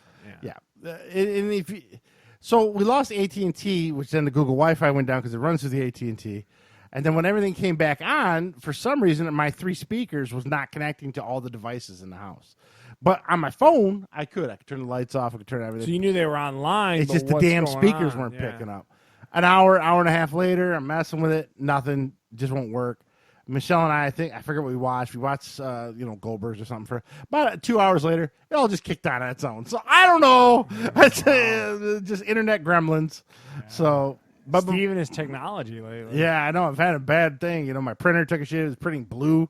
I had to clean the heads on that for about an hour. So it's Use just a one of coffee them filter? weeks. What'd you clean the heads with? I did the built-in maintenance. I just kept running it over and over and over again because you could see the lines getting a little better each time. So I was like, all right, keep running it. And by the 4th or 5th time, it cleaned up. So last Sunday, there was no football. As you And- guys chronicled, yeah. and there was nothing. And me and Bill and I, we caved. But the best thing about it is, if we cave for wrestling, it only costs us $10. You cave for UFC, it's going to cost you $72. Yeah. So a little different there. For $10. I almost caved for the bare knuckle. We're going to Oh, talk about you some of almost did? that, and I wanted to see Paige Van Zandt and stuff like that. We'll talk about You that didn't here do in a it? little bit. No, I kept it stiff. I was stiff. You guys got a little weak. I stayed stiff. Yeah, we got soft. Yeah. So for $10, now this is my first WWE pay-per-view since last year's WrestleMania. I have not watched a pay-per-view since then. Bill, Have you guys been watching the weekly products at all? No, I have not been. BV? No, I haven't seen a pay-per-view since WrestleMania, and no, other than occasionally catching up on sort of news on the internet, I haven't been watching the product. Yeah, so what the hell? I've always, even since as a kid, I love Royal Rumble because, one, they bring in surprises. And like I said, that countdown hits. It's almost like when a dog goes outside, comes back and wants a treat. When that countdown hits, like treat. Wait, who's coming? There's a little element of surprise there that you just don't get really in wrestling anymore. See, old wrestling in the '90s when you had WCW. Jericho showing up on Raw blew your mind. Like, oh, fuck, Jericho's on here now. So the Royal Rumble still does that a little taste here and there. Like, last year they brought back MVP and shit like that. So I read the pay-per-view, and there was a pregame. You say MVP like Mario Van Peebles came out? No, there's a wrestler called MVP. I don't know his name. It's not Mario Van Peebles. No, I'll tell you that much. It's some real long, like Montavious something. Yeah, whatever. Caldwell Porter. So no, that's the football player. Oh, but I thought it was like Heartbreak Ridge. What they do now with the pay-per-view, they always give you a warm-up match in the pre-show. And the warm-up match was actually Asuka and Charlotte versus Shayna Baszler and Nia Jax. You know Nia Jax, that's the one with Simone. She's a big girl. This match it's women's. I'm sorry, I know I sound sexist. It's terrible. He just laughs at Charlotte Flair did some nice things. She's still a good wrestler. She did some flips off the top rope and stuff like that. But then the girl she's feuding with came down, who she's teaming up with Ric Flair against his own daughter, and they distracted her, and she loses. And Nia Jax. Is Ric Flair about business at this point, or is he like lost his marbles? Oh, he's lost his. He's Papaw walking down there. Yeah, that's what I'm saying. They just kind of point him in direction, have him stand there. He doesn't wrestle. Did you see him down? Now he comes out in a suit and stuff, and the whole thing is this what's her name, Lacey Evans, is sort of. He's like her, trying to get close to him and flirting with him and stuff, and he has got the biggest damn ears I've ever seen in my life. Oh, they're like down to his shoulders. Yeah, oh my dude, yeah. It's like Doll Sim, dude. Is that what you're saying? Yeah, he's got like those old man ears that are just stretched out like taffy. So Jackson Baszler win with interference. I put on here, whatever. The match was about 15, 20 minutes. It was the pre-show match. So then the show starts. It was a tag team title change, though. So. Yeah. So the Jackson Baszler are the new tag titles. Nobody cares. All right, next Goldberg and McIntyre come down. Goldberg still has his old school entrance. Very gray, all gray. Still in better shape than any of us. He's in great shape. Yeah. He did change his shorts though. He has more like those UFC like baggy boxer shorts now instead of his kind of like Brock Lesnar. Yeah, that's what he's wearing. Has he got the Jack Links logo on him? No, it's just black and white and says Goldberg on his ass. But other than that, I thought that was different, I guess. And then Drew McIntyre. I haven't seen Drew McIntyre wrestle. He's got a cool new Scottish entrance. Comes out in a kilt and a giant ass sword. Looks like that sword from that Korean baseball team. Like holds it up and then like lightning hits it and stuff like that. That was kind of neat. I haven't seen that before. The one thing nice is Goldberg knows that he's only got 5 minutes in him. So wrap this shit up quick. Huh? Yeah, so it starts quick outside the ring. He spears McIntyre through a barrier, but there's no crowd. And I start thinking, why is there a safety barrier when there's no crowd? It's just the screens. Does that keep the people from the screen falling in? I don't understand. But he speared him through a safety barrier. They go in the ring. I mean, it's just main move after main move. Again, it was like F1, or R1, R1. And McIntyre hits 3 more main moves than Goldberg can. And it's over. Goldberg shakes his hand. McIntyre keeps the belt. Bill, any thoughts on that match? Yeah, it was. I mean, for what it was, I guess it was okay. But I mean, basically, this is just like every match that they had with Brock Lesnar at the end of the time he was there. You basically just have a 5-minute move where they just throw the kitchen sink at each other, kick out of each other's finishers 3 or 4 times, and finally someone hits the one that breaks the bank, and then you get the pin and it's over. It was pretty ABC at this point. Well, the nice part is they're quick. They're like 5 minutes and you're over. All right, well, you see a bunch of moves, and so that I can't argue too much. Then the SmackDown Women's Champion, Sasha Banks, comes down. I hate this woman. She's 85 pounds soaking wet. She's the one that's in The Mandalorian. Yeah. She's the champion versus Carmella. She's this tall blonde who has this little, what do they call him? A sommelier. Sommelier that basically. A wine connoisseur? Yeah, but yeah, he's like her whole thing now is she's a wine. She's a rich chick or something? Yeah, it's like snooty rich chick. And he's always interfering on her behalf. As I have here, Banks wins, nobody cares, horrible. That are my notes. I mean, did you care about that match, Bill? I don't know, because one of the things is that for whatever reason, they hold Sasha Banks up as if she's like one of the 2 or 3 best women wrestlers ever.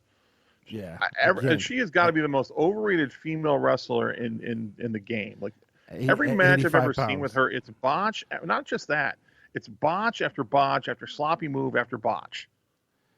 I mean, she can't even get her the cross face. I mean, the lock of the arm and that whole cross face thing that she has as a finishing move. Yeah, She ends up just reaching sideways, grabs someone's neck, and pulls up on it. Like no one could ever pull themselves out of that because she's got nothing hooked but the chin.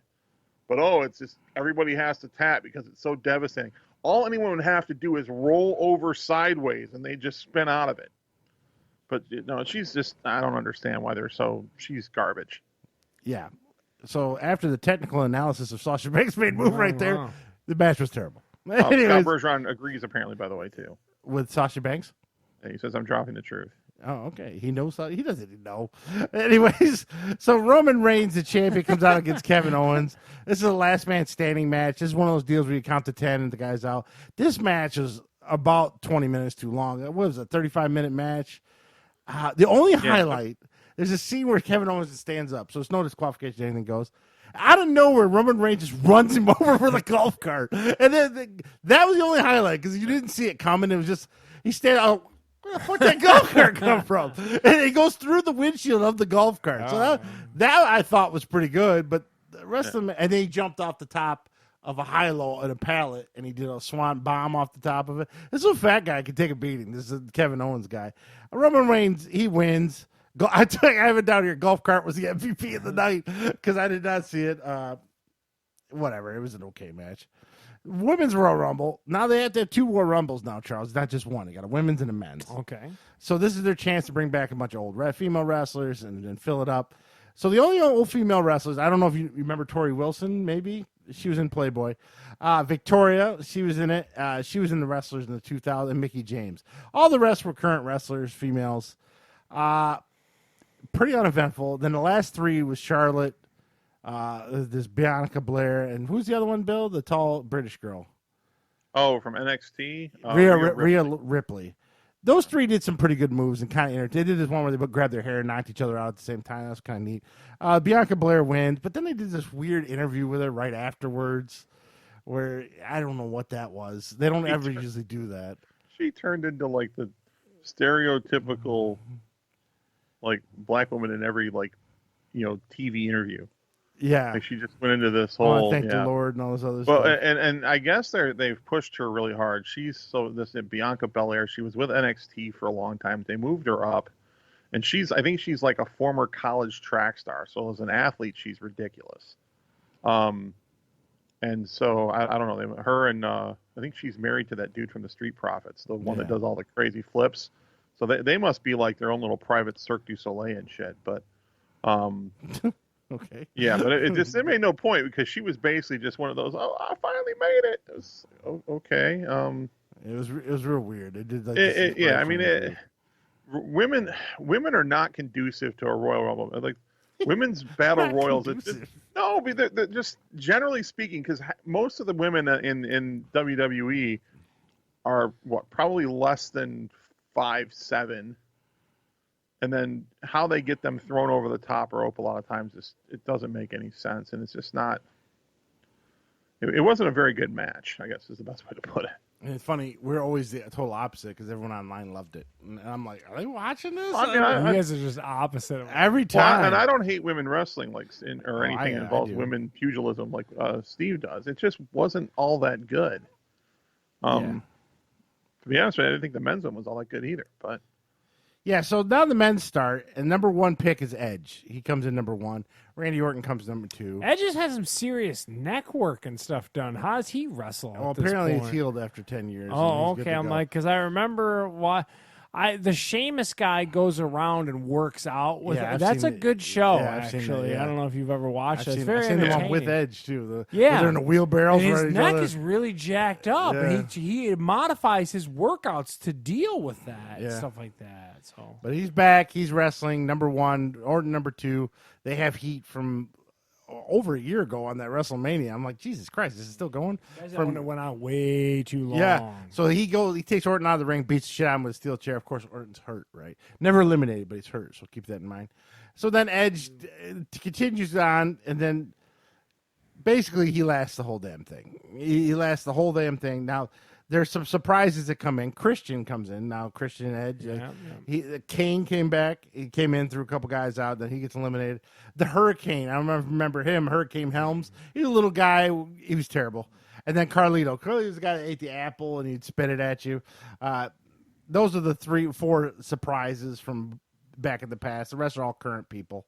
The other surprise is The Fiend, the guy you love with the stupid match. So bad. Not even in it. It wasn't even in it. I was Don't surprised complain. Why are you complaining? Well, there was an angle that I seen some clips on in the internet with him and Orton, that they were having a feud, and of course now what's her name, Alexa Bliss is now like with The Fiend, and but he apparently set him on fire. Like literally, at the end of the match, set The Fiend on fire, and the whole thing was, oh my God, he killed The Fiend, and he hasn't been back on since, from what I understand. So they might still be going along, and so like he's been kind of feuding with Alexa Bliss in some weird way. Doesn't make a whole lot of sense, but and the other thing, kind of odd ways. Keith Lee wasn't in it, and he's that big, really big black guy, could really move, and he's really good, but he wasn't in it. I was surprised by that. He might be hurt. I don't know if he's hurt or not. Overall, I give it a C, 5 out of maybe a 6 out of 10. It didn't catch me enough to want me to keep it till WrestleMania. I'll tell you that much. Which is in April, right? Yeah. It's like or end of March, somewhere in there. I think it's early April. Yeah, so I'm like, usually April, I thought. I've canceled it right after the Raw. I watched the Yokozuna thing, canceled it, but I still get the 30 days. You get to live out your month. I might watch the Undertaker thing. Bill, your thoughts on the pay-per-view? I'd give it maybe like a C- D+. I wasn't impressed with any of it. I don't know that I don't think I saw one match that I'd call good. It just wasn't good. And yeah, no, I mean, it was kind of one of those, like, should have kept my $10. I went, Monday morning and canceled, and so I get my month too. But I don't really know that I have a whole lot of interest to see the. And again, at least WrestleMania. At least for us, we're only out 10, where Charles would have been out $72 with the UFC. Yeah. Well, I mean, it's kind of one of those things that, unless they pull out some kind of with what you can see of what they have right now, unless they pull something completely new out, I don't know what kind of matches they could give you for main events that are going to be worth watching. Like, I don't know if Edge versus either McIntyre or Roman Reigns is the main event, then this is going to be a pretty subpar WrestleMania. I'm not interested. Yeah. So they didn't catch me back, but I mean, I did watch the Royal Rumble, couple pops for some stupid shit, but other than that. So we're out of sync here on our notes. I think I might have done that, or someone might have done that. I think you're going to punch you in the face now. Yeah. Well, let's get that out of the way. Go ahead and punch people in the face, Charles. Oh, well, okay. We're all confused. Yeah, my notes are out. So just a little heads up. Big UFC's on tonight. It's a pretty good fight card. Alistair There's a reason we're into it. Well, yeah, we got some juice. We got some juice on that bad boy, baby. Me and Steve, we're going to talk about how we went to Bet MGM, or is it MGM Bet or Bet MGM? Bet MGM, I think it is. We went down and put some cabbage on the old Frankie Edgar being the underdog. He's plus 340 against. He's fighting Corey Sandhagen. Corey Sandhagen is the prohibitive favorite because he only got 2 losses. And he's the guy with the big push. Me and Steve have a very good thing of saying, like, yeah, but no one told Frankie Edgar is always the thing, so that's what we're going for. So someone's getting upset on this card. We're hoping it's Frankie. Yeah, we're hoping it's Frankie. Yeah, he pulls How much it do we win? $88 on our $20 bet if he can pull that off. So that sounds pretty nice, but the big thing is Alistair Overeem's going to fight Alexander Volkov, and this is back at the UFC Apex. They're off Fight Island again. The other thing of note, too, with this big Super Bowl weekend, BKFC 16 took place last night from Florida. I always got to keep you guys up to date and abreast on the bare knuckle because I love it. That wasn't on the MGM bet thing. What the heck? I don't get no bare knuckle. Because it's barely legal. Human cockfighting. So Bret Hart, no one told her she was supposed to lose to Paige Van Zandt. Is she related to Bret Hart? No, she's not. She likes more people. All right. She actually got the decision, though, over the new poster child of Paige Van Zandt for the BKFC. Oh, wow. Someone forgot to tell her she's supposed to lose. She got to ruin it. And then Chris Lieben, the old UFC guy, he beat up on... Apparently, this was a crazy fight. I didn't get to watch it, but Quentin Henry, who he fought, and then he KO'd him in the first round. I guess the two of these guys just beat the brakes off one another for like a minute and a half. And then the Quentin Henry guy just dropped. Chris Lieben retired after that, but I think he already did retire, so I don't know what that's about. Welcome to the fight game, I guess, is what it boils Everyone's down retiring to. all the time in the fight game. So anyway, we'll see. Me and Steve rather got some juice on the old Frankie Edgar tonight, so that's when we're going to put our money where our mouth is on that one. So anyway. All right. So we'll skip the news and go right down to what happened. So Charles was talking a little earlier, bet MGM. We went down to Detroit with a little bit of cash in our pocket. Bill also, but I think Bill just Bill's an app guy. He did on DraftKings. Yeah, I just did mine on DraftKings. And we played some bets where the wives played some slots. We went to the sports book. Most of it's through kiosks. They did have. We missed the counter where the guy's standing there. Yeah, there's like a cashier counter. So we put our money where their mouth is, and we bet on the Super Bowl. And Charles, who'd you take? So again, we went over to these kiosks, and they had like these printouts that was giving you like the odds and all this kind of stuff. So we all agreed in this room to put the digital room, including BV. We all agreed to put $100 on who we thought was going to win. Right. Me and Steve wanted to go a little opposite to get a little juice and a little action on the show. Yeah. So I took the Chiefs giving 3.5 for minus 105 to the Tampa Bay Bucks. I'm not buying into this Bucks hype. Tom Brady's been to this will be his 10th Super Bowl, but he only won 6 so far. He could possibly win 7. Yeah. He has lost in a Super Bowl. I know people don't want to believe it, but he has lost in a Super Bowl. Mm-hmm. So I definitely am not on the Bucks train. I put $100. We could possibly win about $196. It seems to be. Or our 100, we'd win $96 back, I guess is what I'm trying to say. So, and like Charles was saying, I was going to take the Bucks just to be different on the show. Getting the 3.5. But for $100, you only won, what was $69, which was less than I'd win if I took the Chiefs. Yeah. So it made no sense for me to put up 100 to make less money. So I took the Chiefs as well. And Bill, what did you take? I also took the Chiefs laying 3.5, but the odds I got on it was it's at minus 102, so my 100 would pay out 198. Okay, so you're right. We're in the 196, which was better than, again, the odds that you got taking the underdog. It was for some reason like the underdog was worse.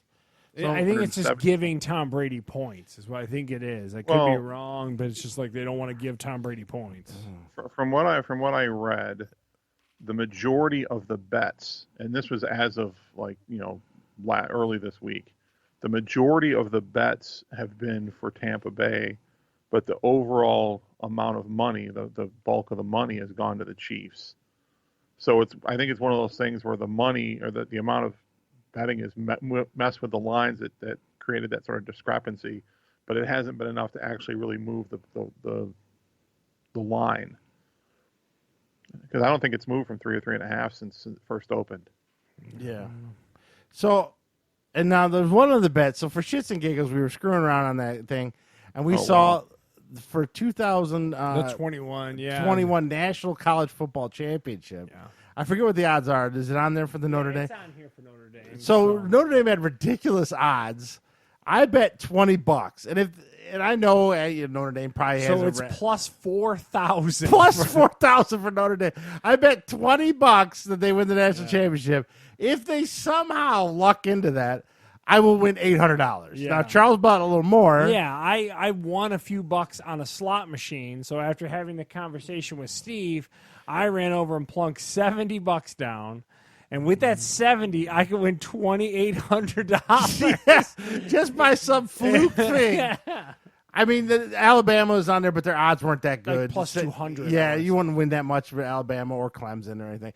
So I thought, I know Notre Dame lost their quarterback, a lot of players. There's probably a ratchet chance in hell. But it'd been some miracle. Yeah, me and Steve were in the money. They pull it out, we win free money. I also didn't want to do the app bet. it's a slippery slope. Me and Steve were way too entertained by this whole process. If you can't see, we went down there for one bet. We came back with 3. Yeah. I know, like, back to the crypto gamble, this is going to be a degenerate thing for me. BV fights it tooth and nail so that he doesn't go into debt. I don't want to do the app thing. BV, what is your take on the app versus in person for you? What do you got, any theory? Well, I mean, it's a lot more convenient. So if I were inclined to just go completely nuts, it'd be a lot easier to do because I don't have to physically go to a book to do it. I also don't have sports books available to me really close, so it would be tougher for me anyway. I don't know. I haven't had the urge to go completely nuts because for the most part, except for things like Super Bowls, I don't do a whole lot of things like prop bets and whatnot, and I don't even feel comfortable after this year betting football anymore. But I never really bet. But I never bet anything else anyway. Like I don't even attempt to bet baseball, basketball. Well, when hockey, that tourney comes around, you ain't gonna look at that with one eye, BB. I'll do like the office pool kind of stuff, but I don't know that I'm gonna bet on games. Might put a bet on a couple teams to win, but so. Say Frankie Edward wins, Edgar wins, and then the Chiefs win. So we got about $250, right? Yeah. We go collect it. Are you taking the money and getting out of the casino? Taking the money and run. Or are you going to stop at a slot machine and drop some more money? The one thing I'll tell you is back to the conversation we just had with BV is me and you are very good about once the casino gives me a little bit of money, I know they're not going to give me any more. Yeah, so I'm just like, peace out, I'm gone is what I'm going to do. So are you going to still hit that one-armed bandit? No, are you crazy? I'm taking that $250 running, put it in my PS5 envelope. You got an envelope? Yeah. Is it in the visor of an F-150? No, it's actually in my house. Yeah. All right, so there you go. There's our predictions, Bill's predictions, all of our bets. Well, what do you got for final score? We put our money where our mouth is. KC by more than 3.5. That's my final score. Did we put that out there yet? I don't remember if we did. I don't know if we did or not. Well, I'll give you one right now. 31-21, Kansas City. 31-21. All right, BB, what do you got? I'm going to go KC 28, Tampa Bay 23. I think it's going to be extremely tight because I also don't like the COVID stuff that happened with the barber and all this kind of stuff. He lost a key component. Andy Reid's son got in a car accident. You know, that too. And he may have been impaired too, and some 5-year-old kids in the hospital. Oof. Seriously. Yeah, that just outside happened. Linebacker coach. Yeah. So I don't know. I'm just saying, like my confidence in that pick was like, ooh, a little sketchy. I hate Tom Brady. I'll be the first person to say it. Bergeron kissed my ass. Tom Brady sucks. But I only say that because I can't stand him. He obviously has way more Super Bowls than him. Yeah, he's probably the greatest of all time, but fuck him. Yeah, exactly.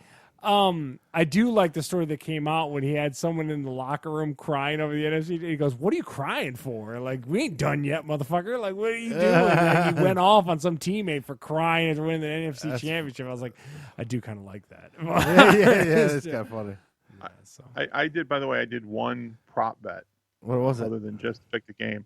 I took Travis Kelce to win the MVP at plus 1,300. So I put $20 down, and if I win it, it'll pay out 280. Oh, nice. And speaking of Mr. Bergeron, he mentioned in the comments here on Facebook. Of course he did. Didn't you lose your last bet, Steve? Yes. Steve doesn't want to talk about that. He's getting extra serious. He's just a system quarterback, is what Scott says as well. I presume he's talking about Brady. Oh. Yeah. Because apparently Brady plays defense, according to Scott. Oh, man. He won't admit that the goddamn Bucks have a good defense at all. Well, I mean, they're a couple fingers short of a full team, though. I recognize that Brady's 3 picks in the second half sealed the game for Tampa and all, but no, Brady was out there playing middle linebacker. I don't know what the fuck you're talking about. He didn't get the ball handed to him in the red zone 3 or 4 times. But hey, don't worry about that. He had a hell of a first half. To bring it back to something fun, though, before Bergeron ruined everything. No, I'm kidding. I enjoyed the sports betting thing. I thought it was fun to go down there. The setup there with the big screens and everything. You could look around that room, see there was a handful of degenerates in that room that were like losing some rent and stuff like that. Like Steve said, one of the weird things was, so you bet in the kiosks for all this stuff. It is very informative. But at the same time, without a player's card, we couldn't put a $100 bet down in the machine. That was a little weird. So we just did an 80 Probably and a should 20. get a player's card. Yeah, but who cares? Yeah. I'm not. Again, I don't want to make it that much easier or anything like that for me. And then the other thing that was good is it prompted you and explained to you if you bet this what you'd win. I think that they were very informative. Because sometimes those money lines can get a little confusing and a little bit like Steve's describing, like, whoa, like how do we end up here? So the MGM machine does prompt you, hey, look, if you bet this is what you could win if you win that bet. Yeah. So it's a pretty good experience, I think. Yeah, I liked it. You really need to try one in Vegas, though.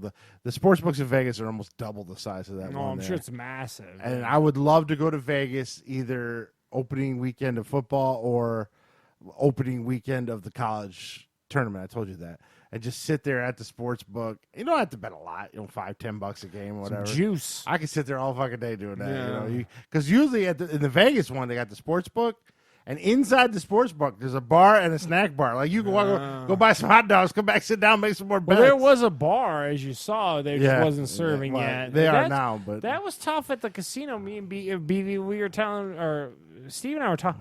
You get no beverages at a casino right now. Like, you can't drink. You can't. They want your mask on your face. Yeah, they just opened it back up. When we were there was nothing. Man, I was parched. I was like, dude, I just need a beverage. I mean, I didn't need a beer. I could just use the Diet Pepsi or water, right? I wasn't trying to kill you, though, Yeah. So there you go. There's our bets and our experience downtown in MGM. Now, a lot of people prefer Greektown here over MGM, but I like I said, if we do get those cards, they go towards credits for when you go to Vegas. Michelle has one, so she started putting it in the machine. And Bob and Joey, you do it all the time. They'll get free comp rooms for either Detroit or Vegas and stuff like that. So, is that a Caesars property? It's MGM is MGM, I think. Okay. You sure it's not the same card that we? I don't know. I'm not sure. We were in when we got the card when we were in Aria. I know MGM. Oh, yeah, Aria. It's Aria, MGM, Luxor. Yeah, so you already have a player's card. You did. I don't know what the hell I did with it. There's probably no action on it anyway. It's probably expired. Yeah, it's the M-Life card. Yeah, there it is. The fact that BV had his at the ready, degenerate. Well, I have a box. I have a box in my desk drawer. He has a box of different casino. It has all the cards that I don't carry around with me. I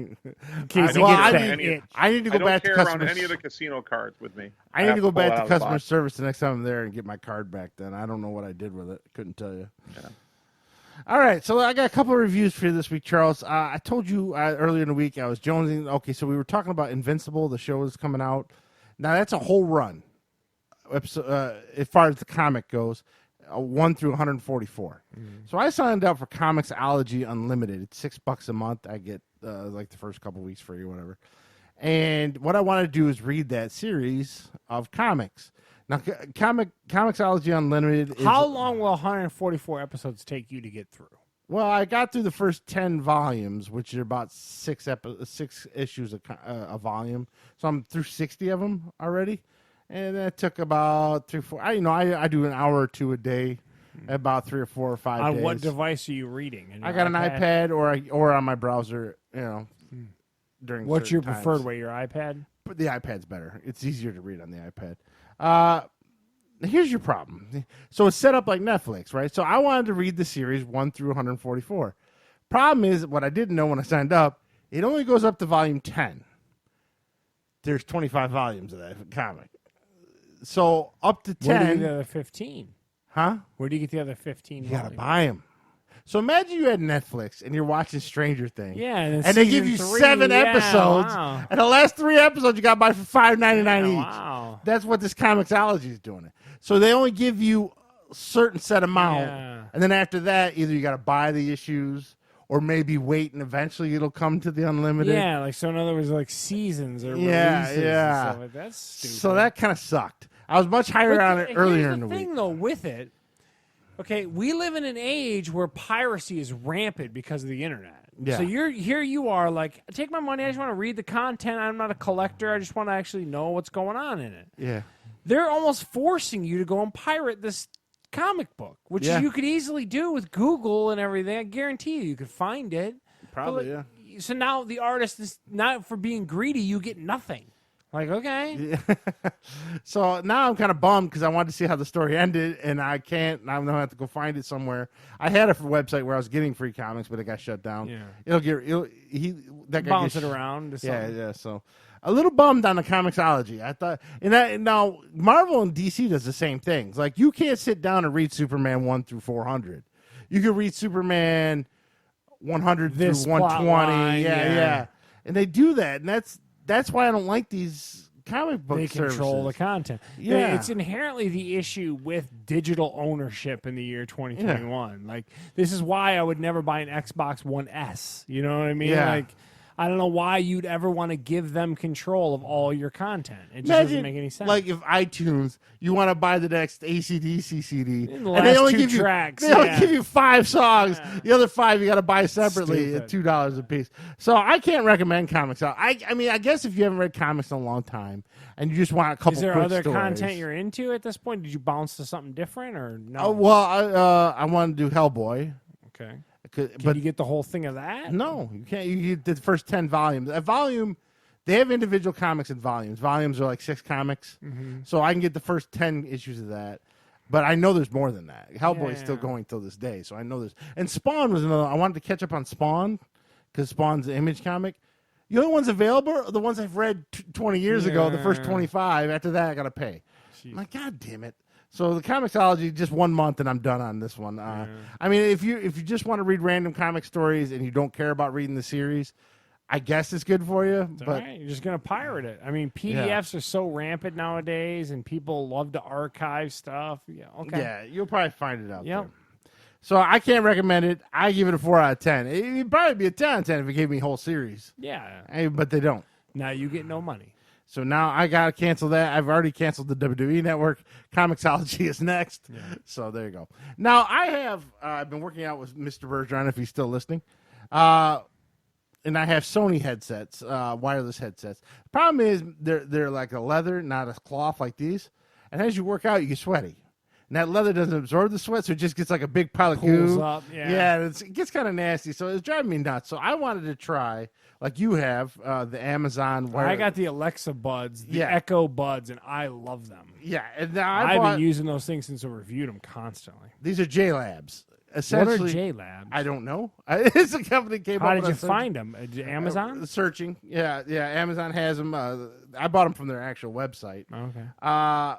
Why did you buy them Ray J's, dude? You see those Ray J's? Well, like these are only Raycons. $45. Oh, okay. The Raycons are $100. The Oh, ones were they really? that McAfee's promoting all the time. Oh, is he promoting? I didn't yeah, hear sometimes him. on YouTube he does. Okay. So the treasure case is pretty big on these. Like a Do you bar got of the soap. ear hooks though? You must Yes. have ear hooks. Yeah. See, I can't. I don't know how Bill can, but earbuds fall out of my ears constantly. I can't do them without the hooks. I have to have the hooks. The only other ones with hooks are Beats, Pro Beats, and those are $200. Yeah, those aren't cheap. These are $40. Yeah. It's something I'm going to sweat on.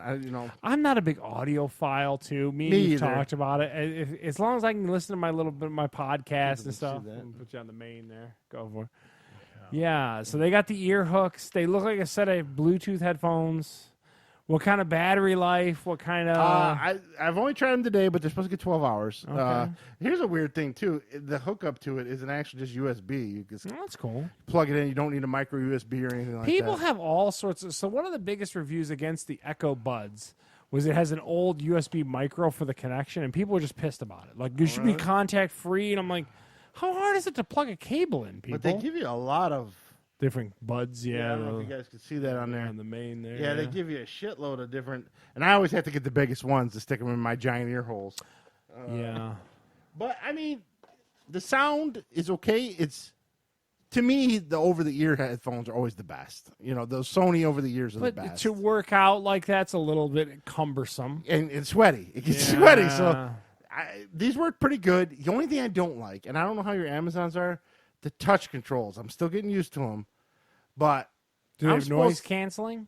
huh? Do they have noise canceling? Not really. I can still hear a lot of stuff. Yeah, the Echo Bud, you double tap for noise cancel, and they'll close out everything. I won't hear nothing. It's kind of nice. Oh, these don't do that. But I don't even care about the noise. But you're supposed to be able to tap it twice, and it's supposed to pause the song. Oh, So when okay. Scott talks to me, I should be able to, and then yeah, back on. It's very hit or Touchy, miss. yeah, It's not okay. the It could also be your phone. That's one of the Well, things. no, I got a new phone now. I got a new Samsung Galaxy. Okay. So if it's my But they old also phone, probably that's- want you to get your Galaxy Buds and Oh all that yeah, I shit know, too. there's always something. But I mean, these are solid. There's probably a good 7 out of 10. Like I But said, for the I'm price, it's probably pretty good. yeah, for $45 compared to my daughter's like $200 prods or the Pro Beats that are $200.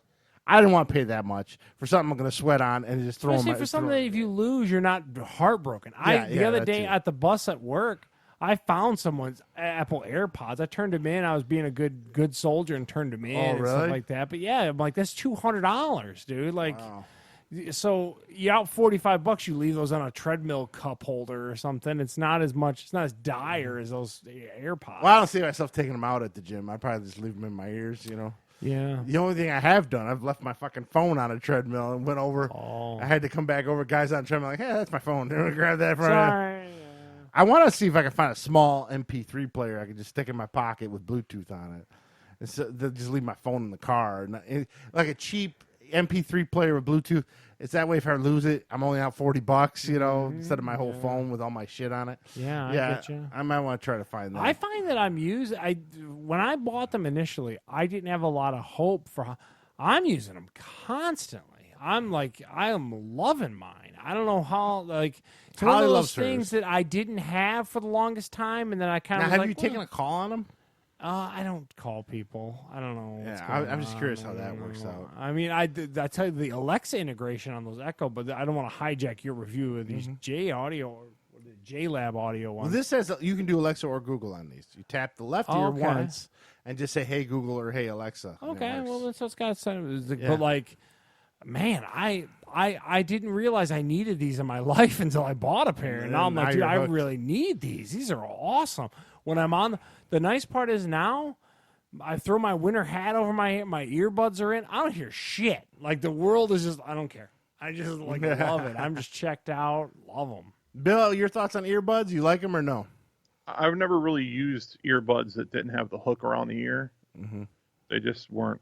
They've never been comfortable for me.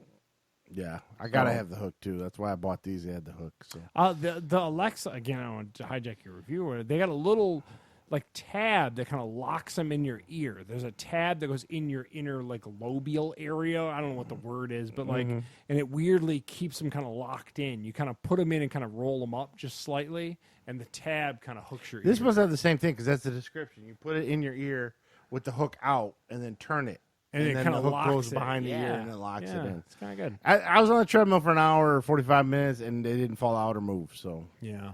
that seemed pretty good. I think I would have a similar issue at the gym. I know exactly what you're I don't take my phone with me into the gym. I Yeah, just don't. I- It stays in my locker and stuff I like that. do because I want to listen to the music. Yeah, but I know what you're saying. Like you're trying to find a solution to be like, I don't want to carry my phone. Yeah, it gets annoying. All right, so finally on the news today. Now, Bill, you liked MLB The Show, right? Yeah, I have last year's game. Now, they've been an exclusive to Sony for a long, long time. deal. Yeah. But now it's coming to Xbox and PlayStation this year, and Sony still makes it. So Sony will get the money if you buy it on Xbox. So this year, MLB The Show 21. I wonder if that's the Major League saying, hey, we need more money for this game, you know, put it out on both systems. Or if it's just Sony thinking they can make more money. Or Sony and Microsoft have been getting a little more friendly over the years. Maybe that, you know, because Sony, I know, is renting out servers from Microsoft. I feel like it's like Microsoft oddly tempering towards the. I think Microsoft wants to be like a platform going forward. I feel like they're going to definitely dip on the hardware stuff. I really do. I feel like this vibe of like they just want to be this ubiquitous Xbox and like come to like this weird PC / whatever.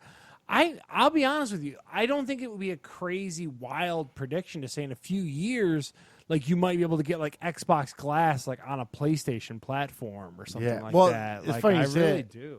John and his friends were talking about it. They feel that Microsoft's going to start working towards being inside televisions. Yeah, I mean that where makes you just sense. get the Game Pass on your TV. That's instead how the of buying Stadia console. gameplay was supposed to be. So, yeah. we'll see how that goes. I feel like, in my opinion, I think that, like I said, Microsoft would be the first to exit the hardware space and become more of a platform. So April 20th, MLB The Show 21. If you have PlayStation or Xbox. Hold on, what's BV eating? You eating more of that cheesecake? No. What are you eating, dog treats? Dog treats, really? You eating the milk bone, BV? Goddamn it! No. I grabbed a couple Pringles. Ew. What's the Pringle of BV's choice? More of those rotisserie chicken ones? Remember those terrible? This particular one is barbecue. That's my favorite. OG barbecue's a good thing. Yeah. Yep.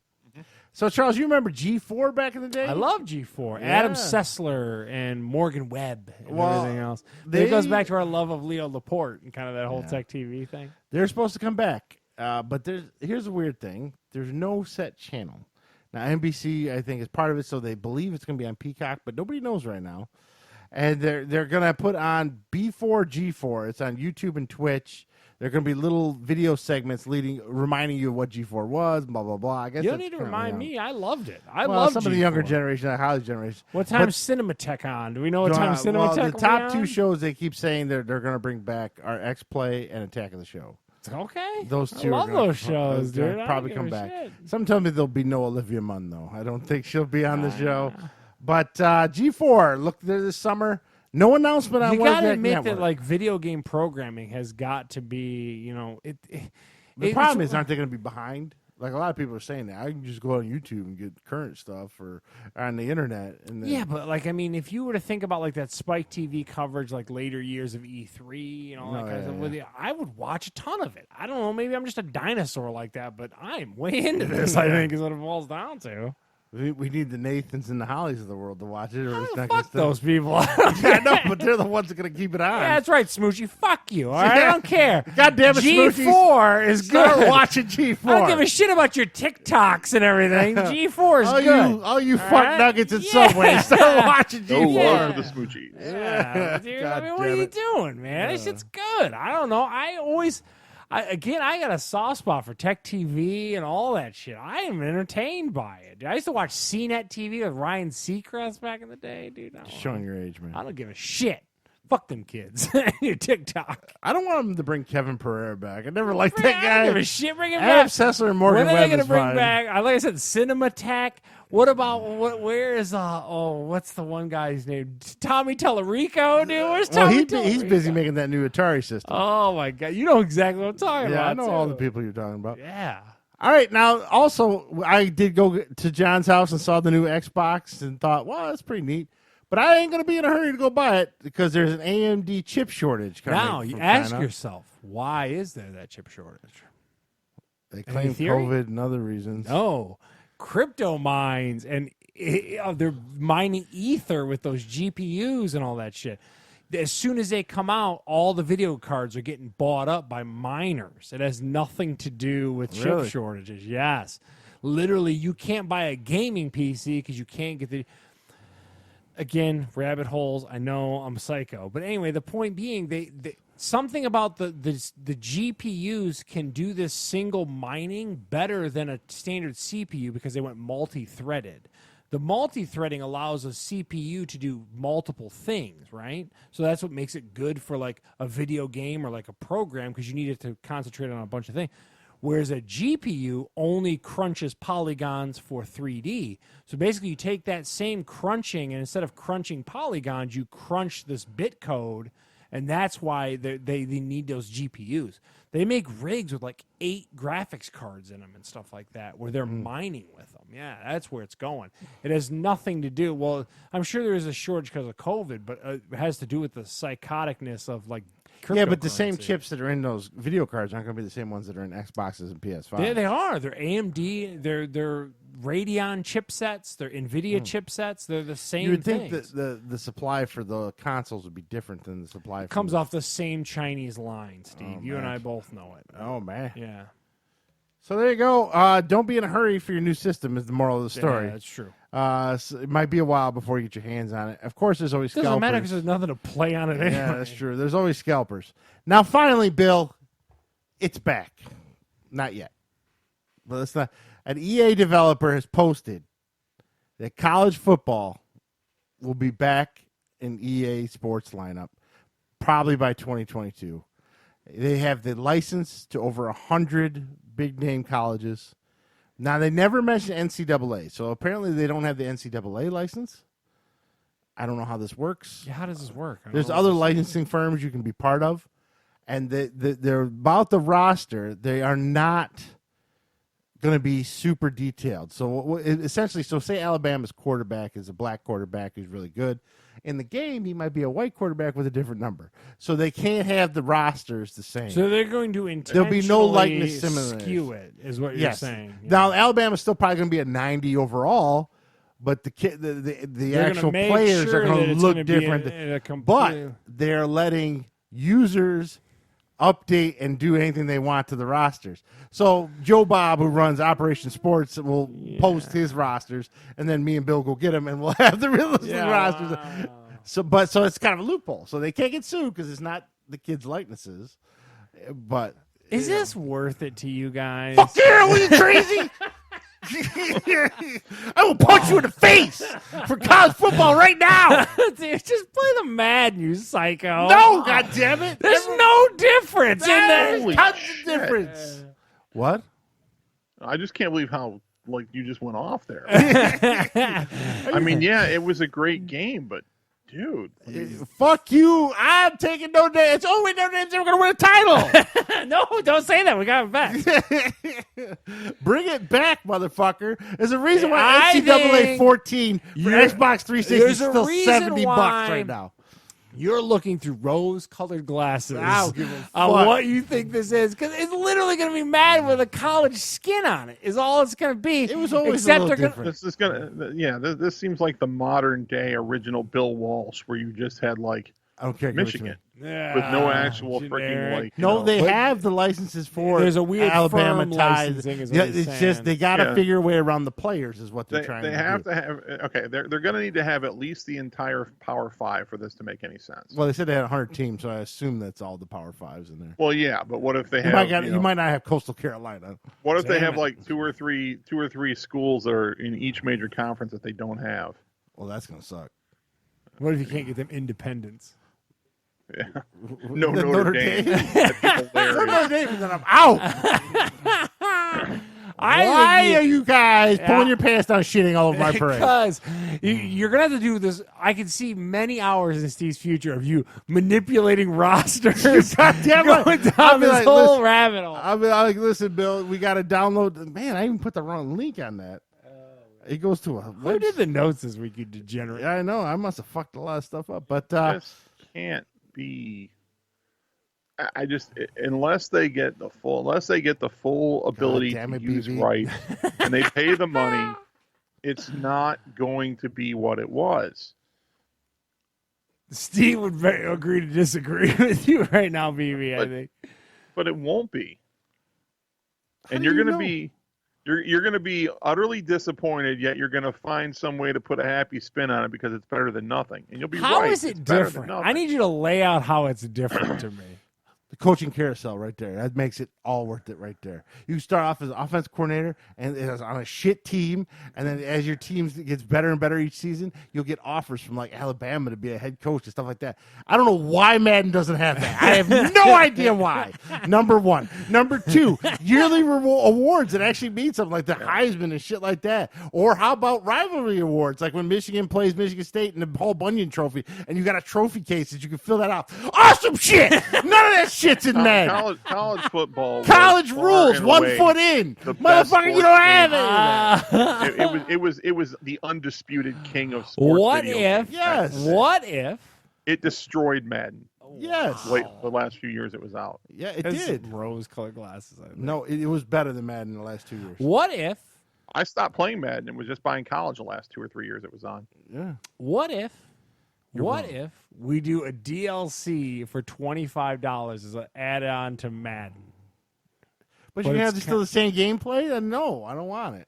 Oh man, you gotta have a ground up purpose it's gotta be built. Ground up. Now college was more offensive based, which it is in real life. I mean, college teams score 40, 50 fucking points against some scrubs and shit like that. So And then you need the updated the edible rosters, which is what it had. It had ESPN Incorporated. Kurt Herbstreit was in it. The announcers were fucking better. I don't know why Madden doesn't do any of that stuff. None of it makes sense. You had the option to import your draft classes each year. If you wanted to make them work together, you could import them into Madden, and then when you played your career or whatever with Madden or you could bring in their college players. It would go through and draft the actual player. I don't know why Madden became retarded. It just did. Fuck that, man. It's awesome. You got 100 different teams to pick from, or 114 at the time. You could make your own college. Steve's got a big fucking boner. I know, seriously, we're going to trank your ass, man. It was better than Madden. I hate to say it. Now, in real life, I like pro football better than college football. Sorry, but you're saying in your digital video game, college football was just better than Madden at that point. Oh, man. And then they shit-canned it because of Ed O'Bannon. Fuck that guy. Was it 202014 was the last year, right? Yeah, to Steve's point, that a copy that's like $200. Yeah, you pay through the ass. 2014, it wasn't close. Yeah, no, it wasn't. It was so much better. It was better. by far the best. Actually, I still have the physical game. Yeah. Do you really? You have the 2014 BV? Yep. And I should put that bitch up on eBay. Yeah, you probably make a mint off that before they release the new one. Yeah, once the new one releases, it's going to be worth $5. Yeah. But, right now, it'd be worth a fucking chunk. But I mean, even I think Pat McAfee talked about it this week, him and his boys. Yeah. One of his boys must be a big gamer because they always talk about Madden and fucking college and stuff like that. He's always talking about the Quest. Whenever he must talk about the Quest and boxing in the Quest. It's so funny. Dude. He was talking about the college and he was in it. He was like, I was in the game. I didn't care any money. It was fucking awesome to be in the game. He goes, well, I understand you got to pay these players now, all that stuff, but. So, I don't know. We'll see what happens. So Steve will let you know, folks. Tune into the show. Comes out. If you want updates on the new new NC2A video game. Well, it'll just be college football. I told you. I think they're trying to go around the NCAA because the NCAA was part of the lawsuit that made them fucking lose it. Yeah, and also Pat McAfee was talking about the Madden, how they get Madden checks. Like every player, would get a $10,000 check from Madden. Like they'd have a company meeting or a team meeting, and then afterwards, make sure you get these Madden checks over here, and then they hand them out to everybody. Wow! Everyone got paid the same. So Peyton Manning got $10,000. Pat McAfee got the whole crew got $10,000. Yeah, and I imagine the cover or the cover athlete might get a little more, but yeah. So you missed that episode when he was talking about too. That? Yeah. So I got a backlog. I've been working my way through. I was down too many rabbit holes learning about GameStop this week. Damn, no, I just popped onto eBay, man. That game is going anywhere between $50 and $150. Yeah. I'm putting that bitch on tomorrow. Because I looked into it. I was like, I gotta be able to pick that game up for $20. Get me an old 360 for under $100. People, I went and looked at it. I was like, what the fuck? I was so pissed about that. Well, dude, I mean, I'll sell it to you now for $75. Don't go that low, BB. 85. I have nothing to play on it, and they won't make it backwards compatible on the Xbox list because of licensing and stuff. Yeah. Nobody will touch it outside of the fucking, So it's like, God damn it. Wow. Anyways. Big excitement. Yeah, exactly. Scott says earbuds sucks and keep your blood pressure down. No, I'm not keeping my blood pressure down. Bergeron, you are stepping into a whole thing. Man. Yeah, God damn it, I need my college football back. The only thing beats that is WrestleFest. By the way, I borrowed that stick from you. I won the tag titles. Oh, Mr. Perfect and Ultimate Warrior. I won the tag titles. And I can't wait for Retro Mania coming out. Actually, February 26th. I have a full review of it on February 27th. Okay. It's supposed to be the unheard of sequel to WrestleFest, but it's going to be a lot of jobbers. That's the only thing that sucks. They don't have the license to WWF, but I'm looking very forward to that one. I can't wait to play that one. It's only going to be $30. So, anyways, anything else this week, Charles? No, I'm good. Just enjoy the Super Bowl. It's Super Bowl Eve. Happy Super Bowl, everyone. Happy Super Bowl national holiday. Hopefully we get some good commercials. Steve already tipped you off that don't buy into this. We're not going to get any good commercials. We're going to get the good commercials this year. There's one. Me and Steve BV got the juice for them Chiefs. I do have. I have 3 squares. Three squares. What kind of numbers you 2 got? $5 ones and one $10 good one. Numbers? Any zeros in there? I got. They rotate every quarter. Both of them. Those are good. The one I got 3 sevens. I was like, ooh, 7-7 at the end of the half. Michelle also, she bought herself 5 squares. She wants me to watch them for her at her work. She got those, and so we'll be watching those. Maybe we'll get some square money. And everyone who's not vaccinated, take it easy around the Super Bowls. Don't go to a huge Super Bowl party and be with 200 people. Curb the spread or whatever we're going with. Like, just Bergeron got his shot. Good job, Bergeron. Make sure you get vaccinated if you have the ability to. Don't believe the Facebook hype. Go get your vaccine. I'll tell you a story off here. Uh-oh. So, all right. So that's going to do it for this week. Hold on. Has BV got anything? BV, we got to throw it to BV. No, I have nothing. You could check BV at ebay.com. Yeah, He'll get be on there. NCAA 14 shortly for PS3. Steve apparently is going to be the number one bidder on it. Yeah, I'm giving $5 for it.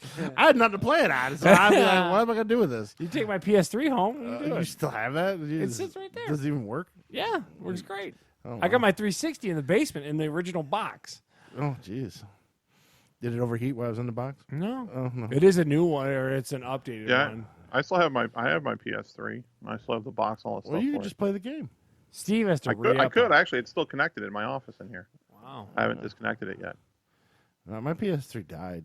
I Did got it? the yellow light of death. I didn't even know it had a yellow light No, of death. never heard of that. Until one day it wouldn't turn on anymore. I'm like, looked it up, like, yeah, it overheated. You probably and get a died. PS3 like dirt cheap, though. Yeah, that's true. All right, so again, you can catch us at fatguyslittlepodcast.com or Google Play or Apple iTunes or Spotify. Even though Joe Rogan is on Spotify and just not the same since he's been on Spotify. It's not, man. You gotta look. But the Undertaker one was good. I did make a point to go find the that was a Undertaker good one. Probably next Saturday for us. Tune back in. We'll have thoughts on the Super Bowl. My schedule is shaping up to be somewhat normal. I think maybe it'll change. We'll let you folks know. Stay tuned to Steve on the Facebook feed. He'll let you know. Yes, and also make sure to watch Talking Real Estates on Wednesdays at 7. Plug Bergeron. Give He's always Bergeron a very little plug. supportive. A shout out to everyone in Subway. Eat fresh. And you're bullshit. Need to watch G4. Yeah, all you young punks watch G4. Yeah. All right, until next week, this is Steve. And Charles. Check you next time.